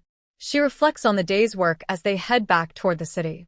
Siasha suggests that they report back to the guild while Zig carries the heavy load of materials out of the forest. In the 10th chapter, Hunting Experience, Siasha asks about the purpose of hunting squads while Zig stands behind her in the city square. The receptionist explains that these squads are formed for specific demon beasts. She notes that adventurers from many places gather to hunt creatures that experience rapid population growth during certain seasons. The staff member states that it is currently mating season for the stone beetles in Fuel Mountain. She explains that the current mission involves the elimination of the larvae. The receptionist mentions that mages capable of wide-range extermination are the best choice for this job. She adds that the guild is specifically requesting the help of all skilled mages. The receptionist admits that the financial reward for each individual person is a bit low. Siasha expresses her understanding of the situation with a look of disappointment. The employee points out that the true value of these missions is the large amount of reputation points they provide. Siasha and Zig listen as the worker explains why the task is worth the effort. Siasha declares her intention to accept the job. The worker notes that these missions normally require a rank of at least 7th class. She explains that the guild gave Siasha special permission to participate because of her recent achievements. Siasha offers her gratitude, but mentions her concern about whether it is proper for the guild to make such exceptions. The receptionist says there is no reason to worry and clarifies that this policy only applies to the early stages of a career. The employee promises not to ask too many questions, but she observed that both companions seem very experienced in fighting. Siasha confirms that the assessment of their combat experience is likely correct. The receptionist mentions that she occasionally meets individuals like retired knights or people from rural villages that do not have a guild. The staff member notes that keeping such talented people at a lower class or making them act like rookies provides no benefit to the guild. The worker gives a firm instruction for the pair to avoid repeating their behavior from the other day, while Siasha offers an apology for the trouble. When they walked into the forest, Siasha expresses her excitement about gaining many reputation points and speculates on the size of the financial reward. In reality, the employee shouts that stone beetles are meant for 7th class adventurers and tells the woman that she is not allowed to hunt them. Siasha defends her actions in the flashback by stating that the monster attacked them first and moved much faster than they could run. The worker acknowledges that the situation was understandable under the circumstances, but tells the woman not to be so reckless in the future. The staff member explains that individuals need to be assigned to classes that fit their skills to protect the reputation of the guild. The receptionist says that people are promoted to the 7th class as soon as possible for that reason. She informs Siasha that her departure for the mission starts in 3 days. Siasha excitedly tells the warrior that she is going to hunt flying squids today. Siasha explains that according to the receptionist, these creatures view groups moving in small numbers as easy prey to catch. Zig agrees with the assessment and states that the monsters have already arrived in the area. Zig and Siasha stand together in the forest and look up at 2 flying squids hovering among the tree branches. Zig prepares to draw his weapon but stops moving when Siasha tells him to wait for a second. Zig makes a sound of exertion as he stops his attack midway and keeps his head safe from flying squid's attacks. Zig looks back at his companion and asks what is wrong. Siasha tells the warrior to try not to damage the bodies of the creatures while Zig asks for clarification as a monster attacks him from behind. Zig holds his massive blade up to block the tentacles of one flying squid as it strikes from the air. Siasha tells Zig to cut the tentacles from the base and the fins vertically while the warrior struggles to follow the specific orders during the fight. Zig looks at the dead monsters and observes that the battle is over while wondering about the meaning behind the detailed instructions. Siasha explains that she will take the beaks and stomachs to the guild as proof of their hunt while Zig watches in the background. Siasha excitedly tells her companion it is time to leave while Zig asks where they are going. The 2 companions sit before a meal as Siasha notes that the food looks very yummy. A cook explains that he has not seen flying squids in such perfect condition for a long time and used them to show off his skills. Siasha clarifies that she followed his exact instructions for the hunt while Zig remains silent. Siasha laughs while explaining that she told the cook she would be providing her own ingredients for the meal. Zig looks at his companion with a confused expression and asks when she managed to make that arrangement. Siasha warned that she will eat the food herself if he decides he does not want to. The warrior takes a bite of the meal and begins eating his portion. Siasha tells the chef that the food is super delicious while she enjoys the meal. Zig continues to eat and agrees that the quality of the dish is good. Siasha asks Zig what his plans are for the rest of the day. Zig states his intention to take a look around the city once they are finished at the restaurant. Zig notes that they will likely stay here for some time. He decides to gather some general information about the city. The warrior walks through the quiet streets and explores the local area. He stops in front of an old building. The shop door is covered with wooden boards and sits beneath a sign showing a small bottle of potion. Zig stands outside with his large twin blade and prepares to go inside. The door makes a loud creak as Zig enters the dark room. He looks at many jars and plants sitting on the shelves. Zig realizes the store sells many strange things. He looks at a selection of sleeping drugs, poisons, and aphrodisiacs. Zig looks at the items in his hand and considers the possibility that none of these products are legal. A voice from the back asks the warrior what he is doing in the shop. A young man sits behind a desk and reads a newspaper while ignoring his visitor. Zig stares at the stranger while surrounded by skulls and strange animal parts. Zig puts a coin on the counter and asks for the person currently in charge of the building. The worker looks down at his paper and explains that he only sells medicine in this location. The young man remains focused on his reading and tells Zig to leave the premises if he is not planning to buy anything. Zig asks the man where he gets his stock for the store. The employee calls the information a trade secret and tells the warrior to leave once again. Zig accepts the answer and prepares to head back outside. Zig apologizes for the trouble and tells the man to keep the change before heading toward the exit. The warrior walks out the door and leaves the shop. Inside the room, the clerk remains seated and continues to read his newspaper in total silence. The young man stares ahead with a serious expression as he processes the recent encounter. The worker suddenly sets his paper aside and begins to sneak away from his desk. The man heads through a back door and makes a clacking sound as he enters the alley. He looks around with a quick glance to ensure he is not being followed. He stops at a nearby building and lets out a series of quiet knocks on a wooden door. The clerk enters a room where several men are sitting on a couch. A man with tattoos and a cigarette asks what he wants and notes that he already told him not to visit so frequently. The young clerk looks nervous as he addresses Angus. He explains that a strange person came to look around the shop. Angus looks toward the door and asks who is standing behind the clerk. The worker expresses confusion while Zig taps him on the shoulder. Zig stands behind the clerk and offers his thanks to the man for showing him the way. The clerk lets out a shout and falls to the ground with a loud thump. Angus quickly draws a knife and calls him a fool for letting himself be followed. Zig raises his hand and tells the men to wait because he did not come to this location for a fight. Zig keeps his hand raised while Angus points a blade at his neck. He wants to make a deal with the men. Angus ponders the offer of a deal and asks the warrior to explain his actual goal. Angus keeps his knife steady and demands that the man reveal his identity. Zig presents himself as a lowly mercenary and suggests that he and the men are on the same team. Angus considers the possibility of meeting yet another mercenary. Angus concludes that the warrior is definitely not the police, but still notes his interest in why a mercenary would bother visiting their hideout. Zig reaches toward his pocket with a quiet rustle while explaining that he is simply looking for some answers. As he reaches into his cloak, Angus and his partner react with a start. A heavy bag makes a clinking sound as Zig pulls it out. Zig tells Angus to catch the bag and tosses the sack through the air. Angus catches the object with his free hand. Angus stares at the contents and sees that the bag is full of coins. A wide smile spreads across the face of the man. Angus tells his group that they have a guest and instructs them to treat the visitor well. Angus identifies himself and invites the warrior to state his specific interests.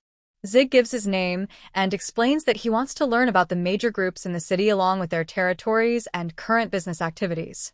Angus notes the lack of local knowledge and asks if his guest is a newcomer. Zig clarifies that he reached the city only a short time ago. Angus lights a cigarette and says that while the information is common knowledge, there are only 3 major groups worth mentioning. Angus lists the 3 main powers as the Basalta family in the north, his own Cantalera family in the south, and the Gensia group in the east. Angus explains that the Cantalera and Basalta families function as traditional mafia organizations that manage illegal drugs, gambling, and the smuggling of magic gear. Angus notes the lack of serious conflict recently, but Zig noticed that Gensia seems different from the other 2 powers. Angus begins his talk about the Gensia group.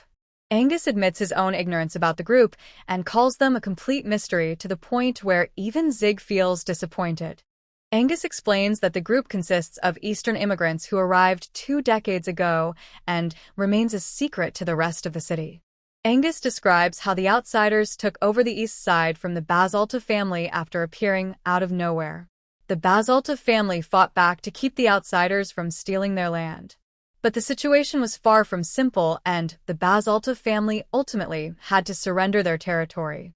Zig asks for confirmation on whether the members of the Jinxia group are actually strong.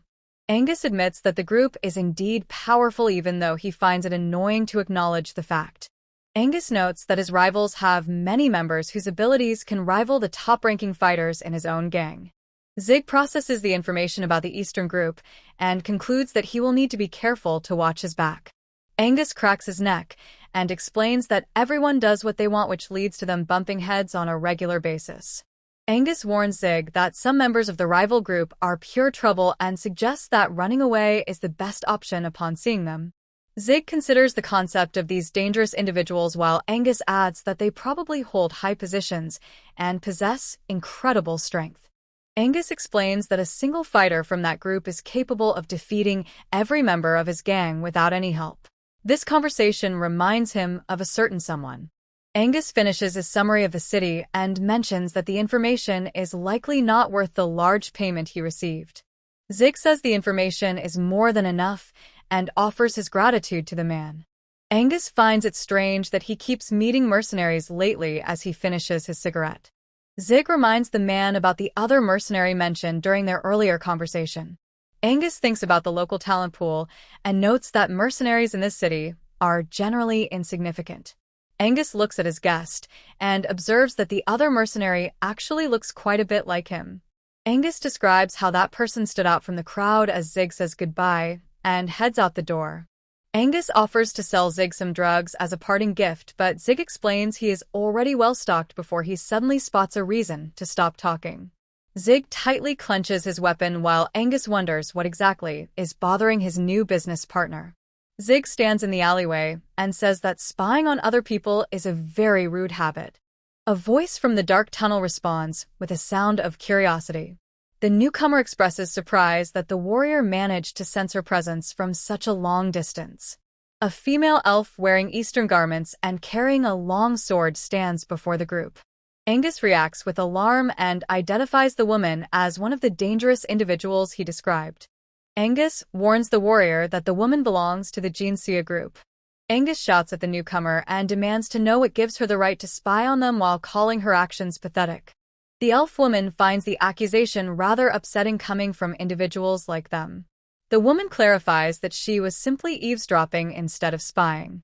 The stranger explains that she wanted to observe the group, but worried that the warrior would figure her out if she moved any closer. The woman notes that Zig ended up being noticed despite her attempts to stay hidden. The elf looks at the warrior and asks for his identity, while Angus and his partner flinch in fear. Zig identifies himself as a simple mercenary who is only traveling through the area. The elf woman processes this information and confirms that the man is neither an adventurer nor a member of the mafia. Zig agrees with the assessment while the woman lets out a quiet laugh. The woman concludes that she has caught the mercenary in the middle of a drug deal with local criminals.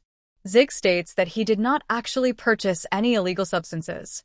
The elf points out that she heard his earlier words and insists that he must have some drugs in his possession anyway. The elf woman notes that his lack of affiliation is more than enough reason for her to act and observes that he does not belong to any organization.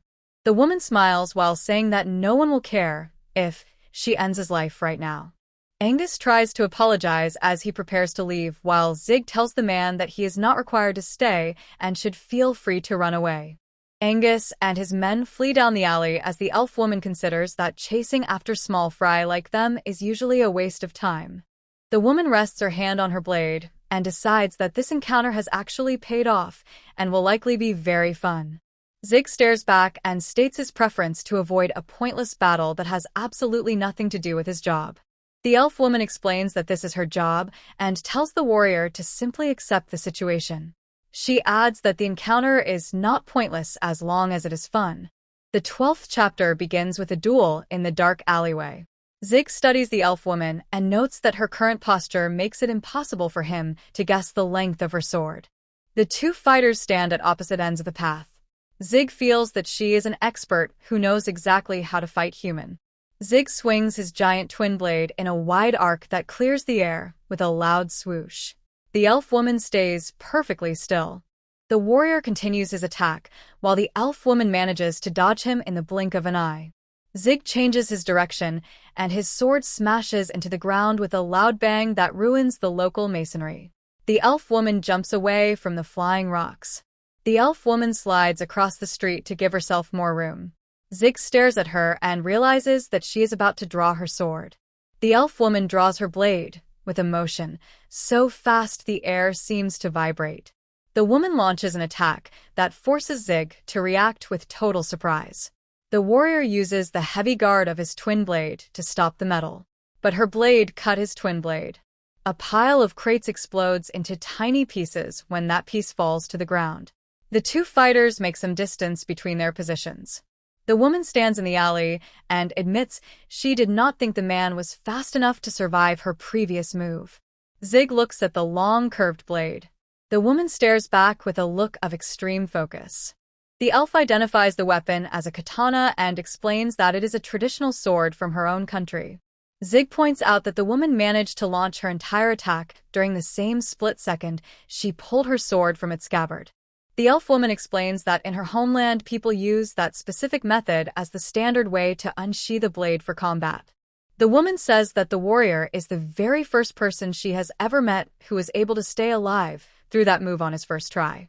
Zig shifts his massive metal blade with a heavy clunking noise and stays silent while he prepares for upcoming attack. The elf woman wants to show the technique to him one more time, but she knows that the man will not let her have that satisfaction. Zig confirms that he certainly does not want to see it again. The woman tells the mercenary not to get too confident just because he lived through a single move as she prepares to continue the duel. The duel continues as the elf woman points her thin blade directly at the mercenary. Zig stands his ground and waits for her to commit to her next movement. The sharp tip of the katana sits inches away from the warrior's face. Zig keeps his eyes fixed on the steel. The woman swings her sword with a fast motion that cuts through the empty air. Zig ducks low to avoid the strike, while the elf woman prepares to follow up with another slash. A loud clang echoes through the alleyway as the thin katana meets the side of Zig's massive twin blade. The force of the impact causes the ground to shatter into pieces. The elf woman slides across the cobblestones and resets her stance to evaluate the situation. Blood begins to drip onto the ground from a fresh wound on the elf woman's leg. Zig notes that the cut is not deep enough to hinder her movement while the elf woman lets out a short laugh of amusement. The elf woman tells the warrior that his performance is impressive. Moreover, he possesses a high amount of courage before she dashes forward. The woman executes a series of fast strikes that Zig is barely able to follow with his eyes. She looks quite pleased with the opportunity to test her speed against his heavy armor. The elf woman dances around the alley with a light step, while Zig turns his entire body to avoid being flanked. She lifts her katana high and prepares for a heavy downward stroke. The sounds of combat fill the alley as the blades meet with a sharp clang. The woman slides her feet across the pavement to reposition herself for another aggressive swing. Zig's heavy weapon smashes into the ground with a loud bang that sends debris into the air. The warrior observes the movement of his opponent while thinking that a major attack is arriving. The elf woman rushes in to capitalize on the warrior's stuck weapon but finds her blade hitting the solid metal instead of the man. She realizes that Zig has used his own sword as a shield to block her path. Zig holds his ground while the elf woman tries to maneuver around his massive sword. He anchors himself in place and uses that position to counter with a kick. Zig decides that close-range combat requires more than just a blade and delivers a heavy blow. The elf woman grits her teeth as she feels the impact of the warrior's physical strength for the first time. The force of the exchange sends the woman flying across the alleyway with a loud thud. She hits the stone wall hard and lets out a short sound of pain while the dust settles around her. The elf woman remains on the ground for a moment while her body shakes from the shock of the hit. Zig stands perfectly still with his weapon ready and watches as his opponent struggles to regain her composure. The woman slowly pulls herself back to her feet and brushes off the dirt. Zig remarks that her aggressive expression is quite a good look for him. A wide smile spreads across the face of the woman as she admits that this battle has turned out to be far more entertaining than she ever expected it to be. Zig acknowledges that the woman is quite energetic and realizes that while she managed to soften her landing, the heavy hit definitely left a mark. He reacts with surprise as a sudden movement passes right by his face. A pleasant aura fills the air, and Zig identifies the smell of healing magic. He realized his own mistake in forgetting that his opponent is capable of using spells in addition to her sword skills. The elf woman stands quietly and admits that a very long time has passed since she last felt the need to use this power in a fight. A strange vibration causes Zig to shiver as the atmosphere in the alleyway begins to change. The woman stands in the shadows and declares that Zig is an opponent worthy of her full strength. She decides to stop holding back as a loud crackling sound echoes through the narrow corridor. Sparking energy surrounds the elf woman as she prepares for the next stage of the battle. She focuses her power on the blade and gets ready to end the duel with everything she has. The elf woman stands near a stone wall that shows several deep vertical slashes from the earlier exchange. A sharp sound echoes through the corridor as the elf woman grips the handle of her katana. Zig watches the movement and understands that the next strike will be much faster than the ones before. The two fighters face each other from opposite ends of the alleyway. The elf woman looks at the warrior and promises to give him a final memory to take with him into the afterlife. The woman maintains a wide smile while standing among the broken crates and rubble. She announces her final charge and prepares to close the distance for one last strike against the mercenary. The 13th chapter begins with the title Lightning. The elf woman stands in the center of the alleyway while electricity sparks around her. She tells Zig that she will give him a final memory to take into the afterlife. Zig stares at the flashes and concludes that the woman is using lightning magic. The elf woman smiles and announces her intention to start the next attack. Zig watches from a distance as a bolt of energy strikes the pavement as she is coming for him. The elf woman moves too fast for the eye to follow and lands a strike on the warrior. Zig feels a sharp pain as blood sprays from his side. Zig lets out a sound of distress while the elf woman delivers her next slash to him. Zig looks down at the fresh injury on his torso. The elf woman stands at the other end of the alley and prepares for the rest of the fight. Zig realizes he cannot dodge the incoming attack. He watches the blade move toward him while he remains in a defensive stance. Zig lets out a loud shout as he prepares for a sudden change in tactics. Zig let go his massive sword away to increase his speed.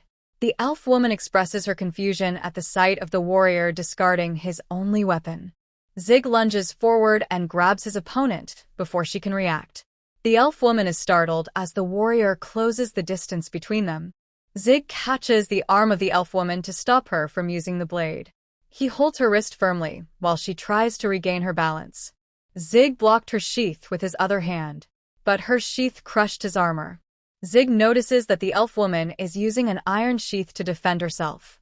The woman is impressed by the warrior's block and asks how he will survive without his sword.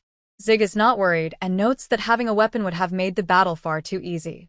The elf woman demands silence while her lightning magic crackles with renewed intensity. Zig uses his armored arms to deflect the incoming strikes during the frantic exchange. He quickly realizes that the electricity is not being used for a direct ranged attack, but functions as a form of self-enhancement magic. The mercenary observes that the woman has become much faster and physically stronger than she was before activating her powers. Zig struggles against the sheer physical power of the elf woman as both fighters shake from the intense strain of their close grapple.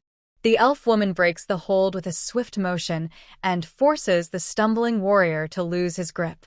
She launches another rapid hand strike that forces Zig to quickly move his arm to defend himself. The elf woman lands a heavy body blow to the warrior's torso, causing him to grunt from the sudden impact. Zig wobbles backward to regain his footing while the elf woman immediately swings her blade for another strike. He barely reacts in time as the fast attack cuts through the air right in front of his face. Zig uses his armored forearm to block the elf woman's blade and try to prevent himself from being cut. Zig looks at the cracks in his gauntlet and realizes that his metal armor is not strong enough to handle the pressure of the attack. The elf woman lets out a shout while she continues her fast strikes against the mercenary. Zig stands in the dark alleyway and makes a sound of pain while his blood drips onto the cobblestones. The elf woman stops her movement and asks why the warrior refuses to use any magic during their duel. The woman stares at her opponent and asks if he is actually holding back his true power. Zig says that he might be holding back, or maybe he is not. The elf woman considers the response and prepares to finish the duel. The elf woman tells the warrior to keep holding back and take his secrets to the grave while she readies her sword. She dashes through the alley with a burst of speed that destroys the stone ground in her path. Then she closes the distance and swings her katana toward the mercenary in a wide arc. A bright light fills the screen as the two fighters collide in the center of the narrow corridor. The elf woman declares that she has found her target while the tip of her blade reaches the warrior. Zig looks on as the attack connects with his body. Zig moves away from the elf woman's strike and retreats toward the back of the alleyway. The woman continues her pursuit while the warrior stays low to the ground. Zig lands firmly on the cobblestones with a heavy thud. He repositioned himself near the giant sword he discarded earlier in the fight. Zig stands next to his massive blade, while the elf woman realizes he intentionally led her back to his weapon. She wonders if the warrior actually planned the movement from the start. The woman stares at her opponent and wonders if he seriously believed she would fail to notice his tactical maneuver. The elf woman declares her disappointment in the mercenary and launches a fresh attack. Zig reaches out to defend himself as the thin blade swings toward him. The katana slices into the warrior's shoulder and causes a spray of blood. Zig lets out sounds of exertion and pain as the sharp metal cuts through his armor and into his skin. Zig clenches his fist while blood drips from the fresh wound on his neck. The elf woman notices he again throws his weapon in the air. Zig reaches down to the handle of his massive sword and uses it to deliver a heavy strike. The impact causes a loud boom that echoes through the narrow street. Zig launches a powerful counterattack using his twin blade that sends the elf woman flying backward. She lets out a sound of pain as blood sprays from her mouth. Zig lets out a long breath and acknowledges that his opponent is very strong. He stands in the middle of the alley while the woman remains motionless on the ground. Zig looks down at his ruined clothes and fresh injuries. He expresses his disbelief about fighting such a powerful opponent without receiving any payment for the work. Zig reaches down and picks up his heavy weapon from the stone floor. He decides that he should finish the elf woman off while he has the opportunity.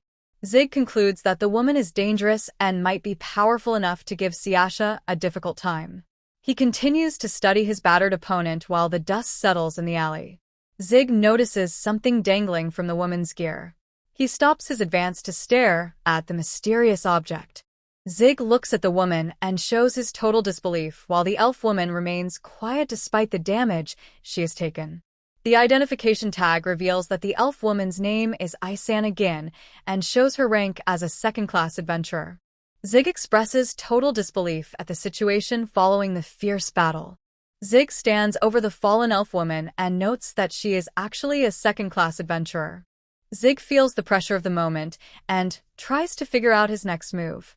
He realizes that the death of such a high-profile adventurer will lead to a very thorough investigation. The mercenary decides that he cannot risk having this incident traced back to him. Zig considers framing the local mafia for the deed, but quickly concludes that it is hard to believe those criminals could actually handle someone as strong as this woman. Zig understands that if the investigation reached the mafia, then Angus and his friends would likely sell him out immediately even if the plan to pin the crime on them worked at first. Zig admits that the intense pain makes it impossible for him to think straight. Zig pulls some medicine from a small bag and chews it to manage his physical condition. Zig focuses on the woman and notes the complications that arise from her being an adventurer. Zig understands that he and the elf will eventually meet again if she lives.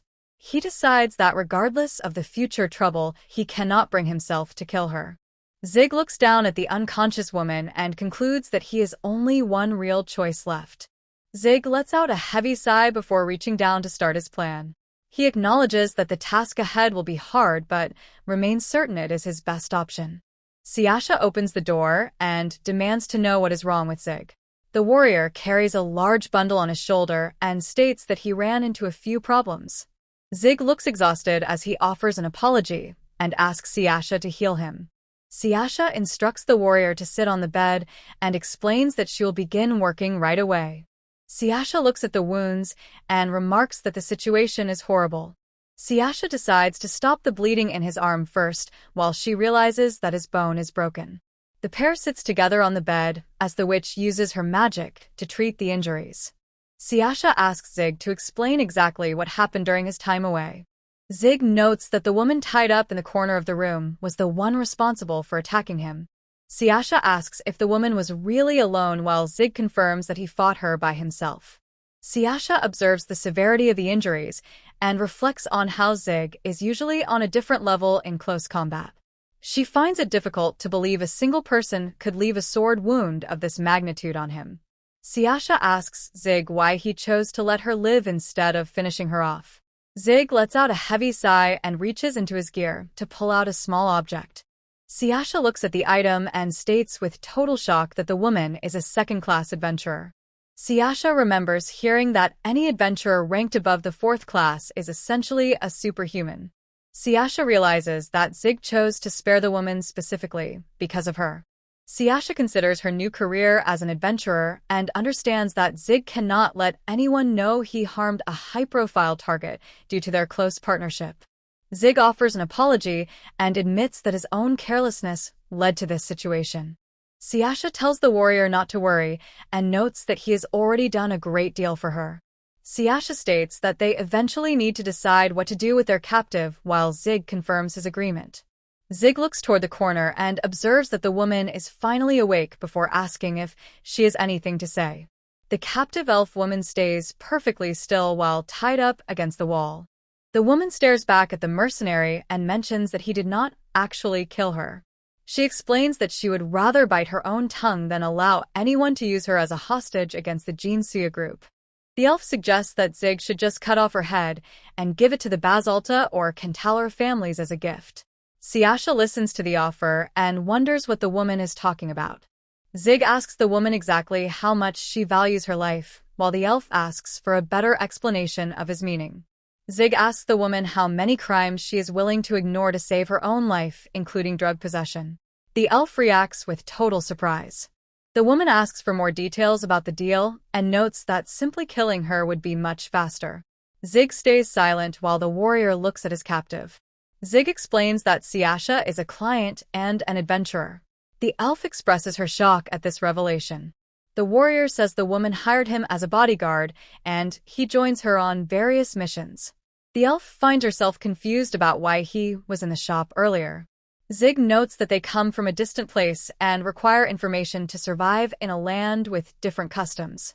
He states that they cannot ignore activities happening behind the scenes during a dangerous job like adventuring. The elf concludes that she basically assumed the man was a criminal and launched an attack against him for that reason. Isana admits to herself that drug possession is a crime, but notes it is not serious enough to kill someone immediately. She begins to wonder if she took things too far. The captive elf continues to dwell on her excessive actions while Zig begins to lay out the terms of their agreement. Zig declares that he is willing to forget the entire struggle if the elf ignores the drugs. Siasha reacts with total shock at the suggestion. Siasha demands to know how Zig can move on after his severe injuries.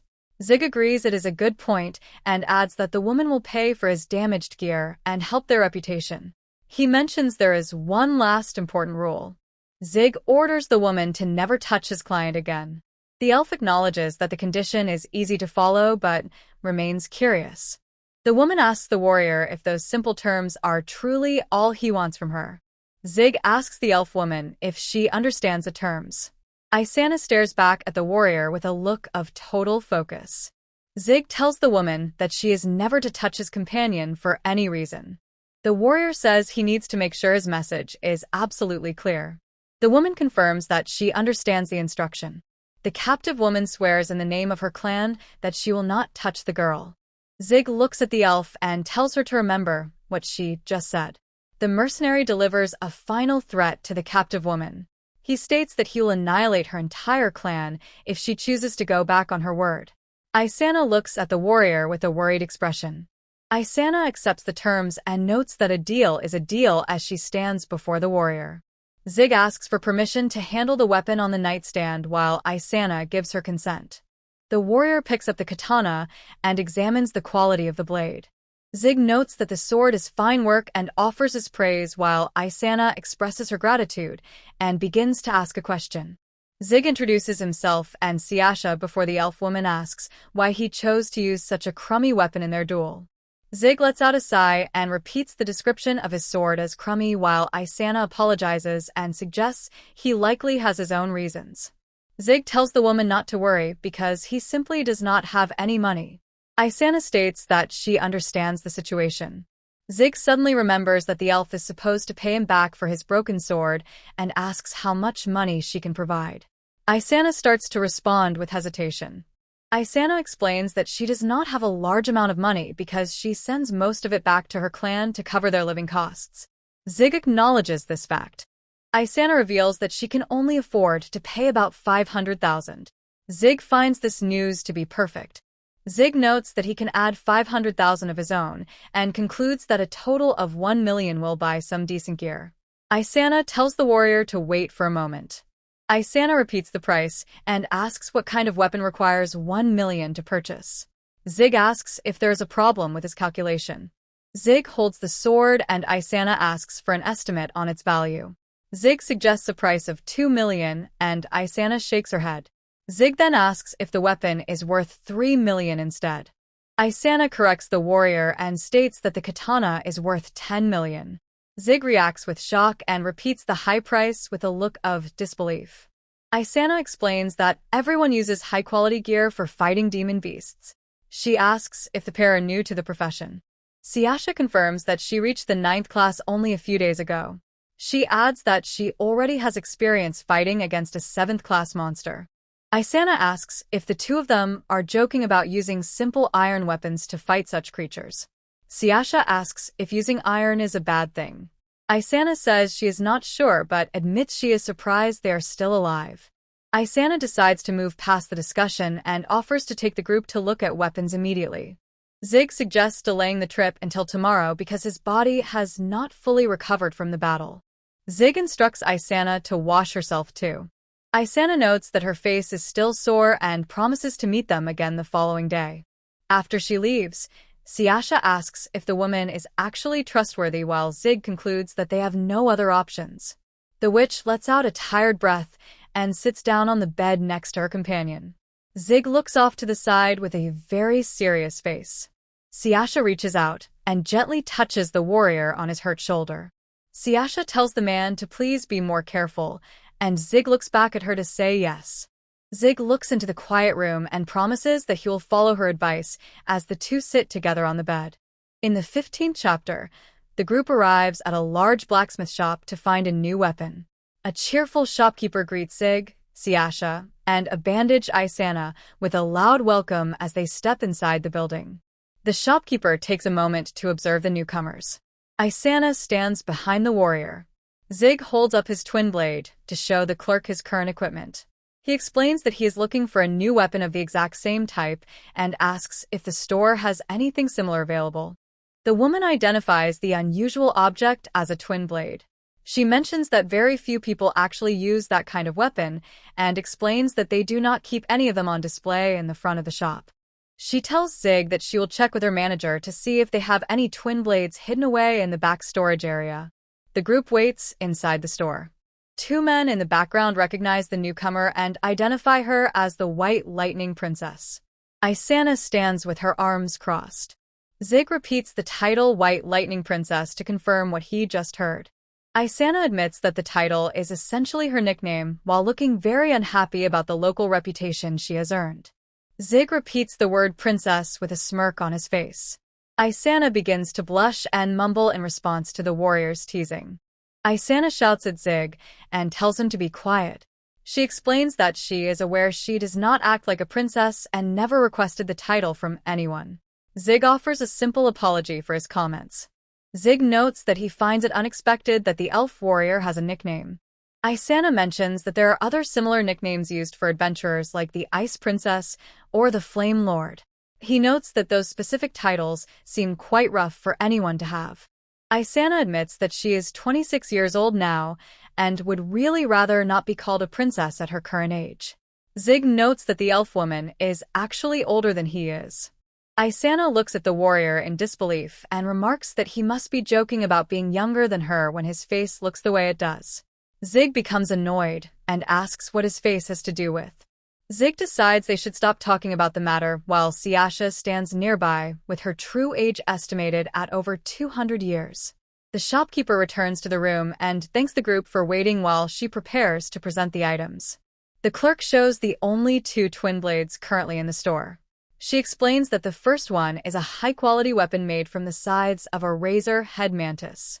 She adds a warning that the blades are so sharp they have even accidentally cut off the arm of a previous owner. Zig studies the mantis blade and observes that extremely sharp weapons tend to become brittle very quickly. He expresses his doubt that the tool would survive through multiple fights or even a single long battle as the shopkeeper moves on to the next weapon. Zig picks up the second twin blade to inspect its weight and construction. Isana observes the weapon and notes its high quality before asking about the material. The shopkeeper explains that the blade is carved from the horns of an azure forkhelm. Isana mentions that such materials are quite rare. Isana decides the weapon should be durable enough, but asks if it has any magical properties. The clerk whispers that magic gear would be much more expensive. Zig states that he wants to try out the weapon. The shopkeeper leads him toward the back of the store. The clerk shows Zig into a workshop and tells him he is free to swing the blade there.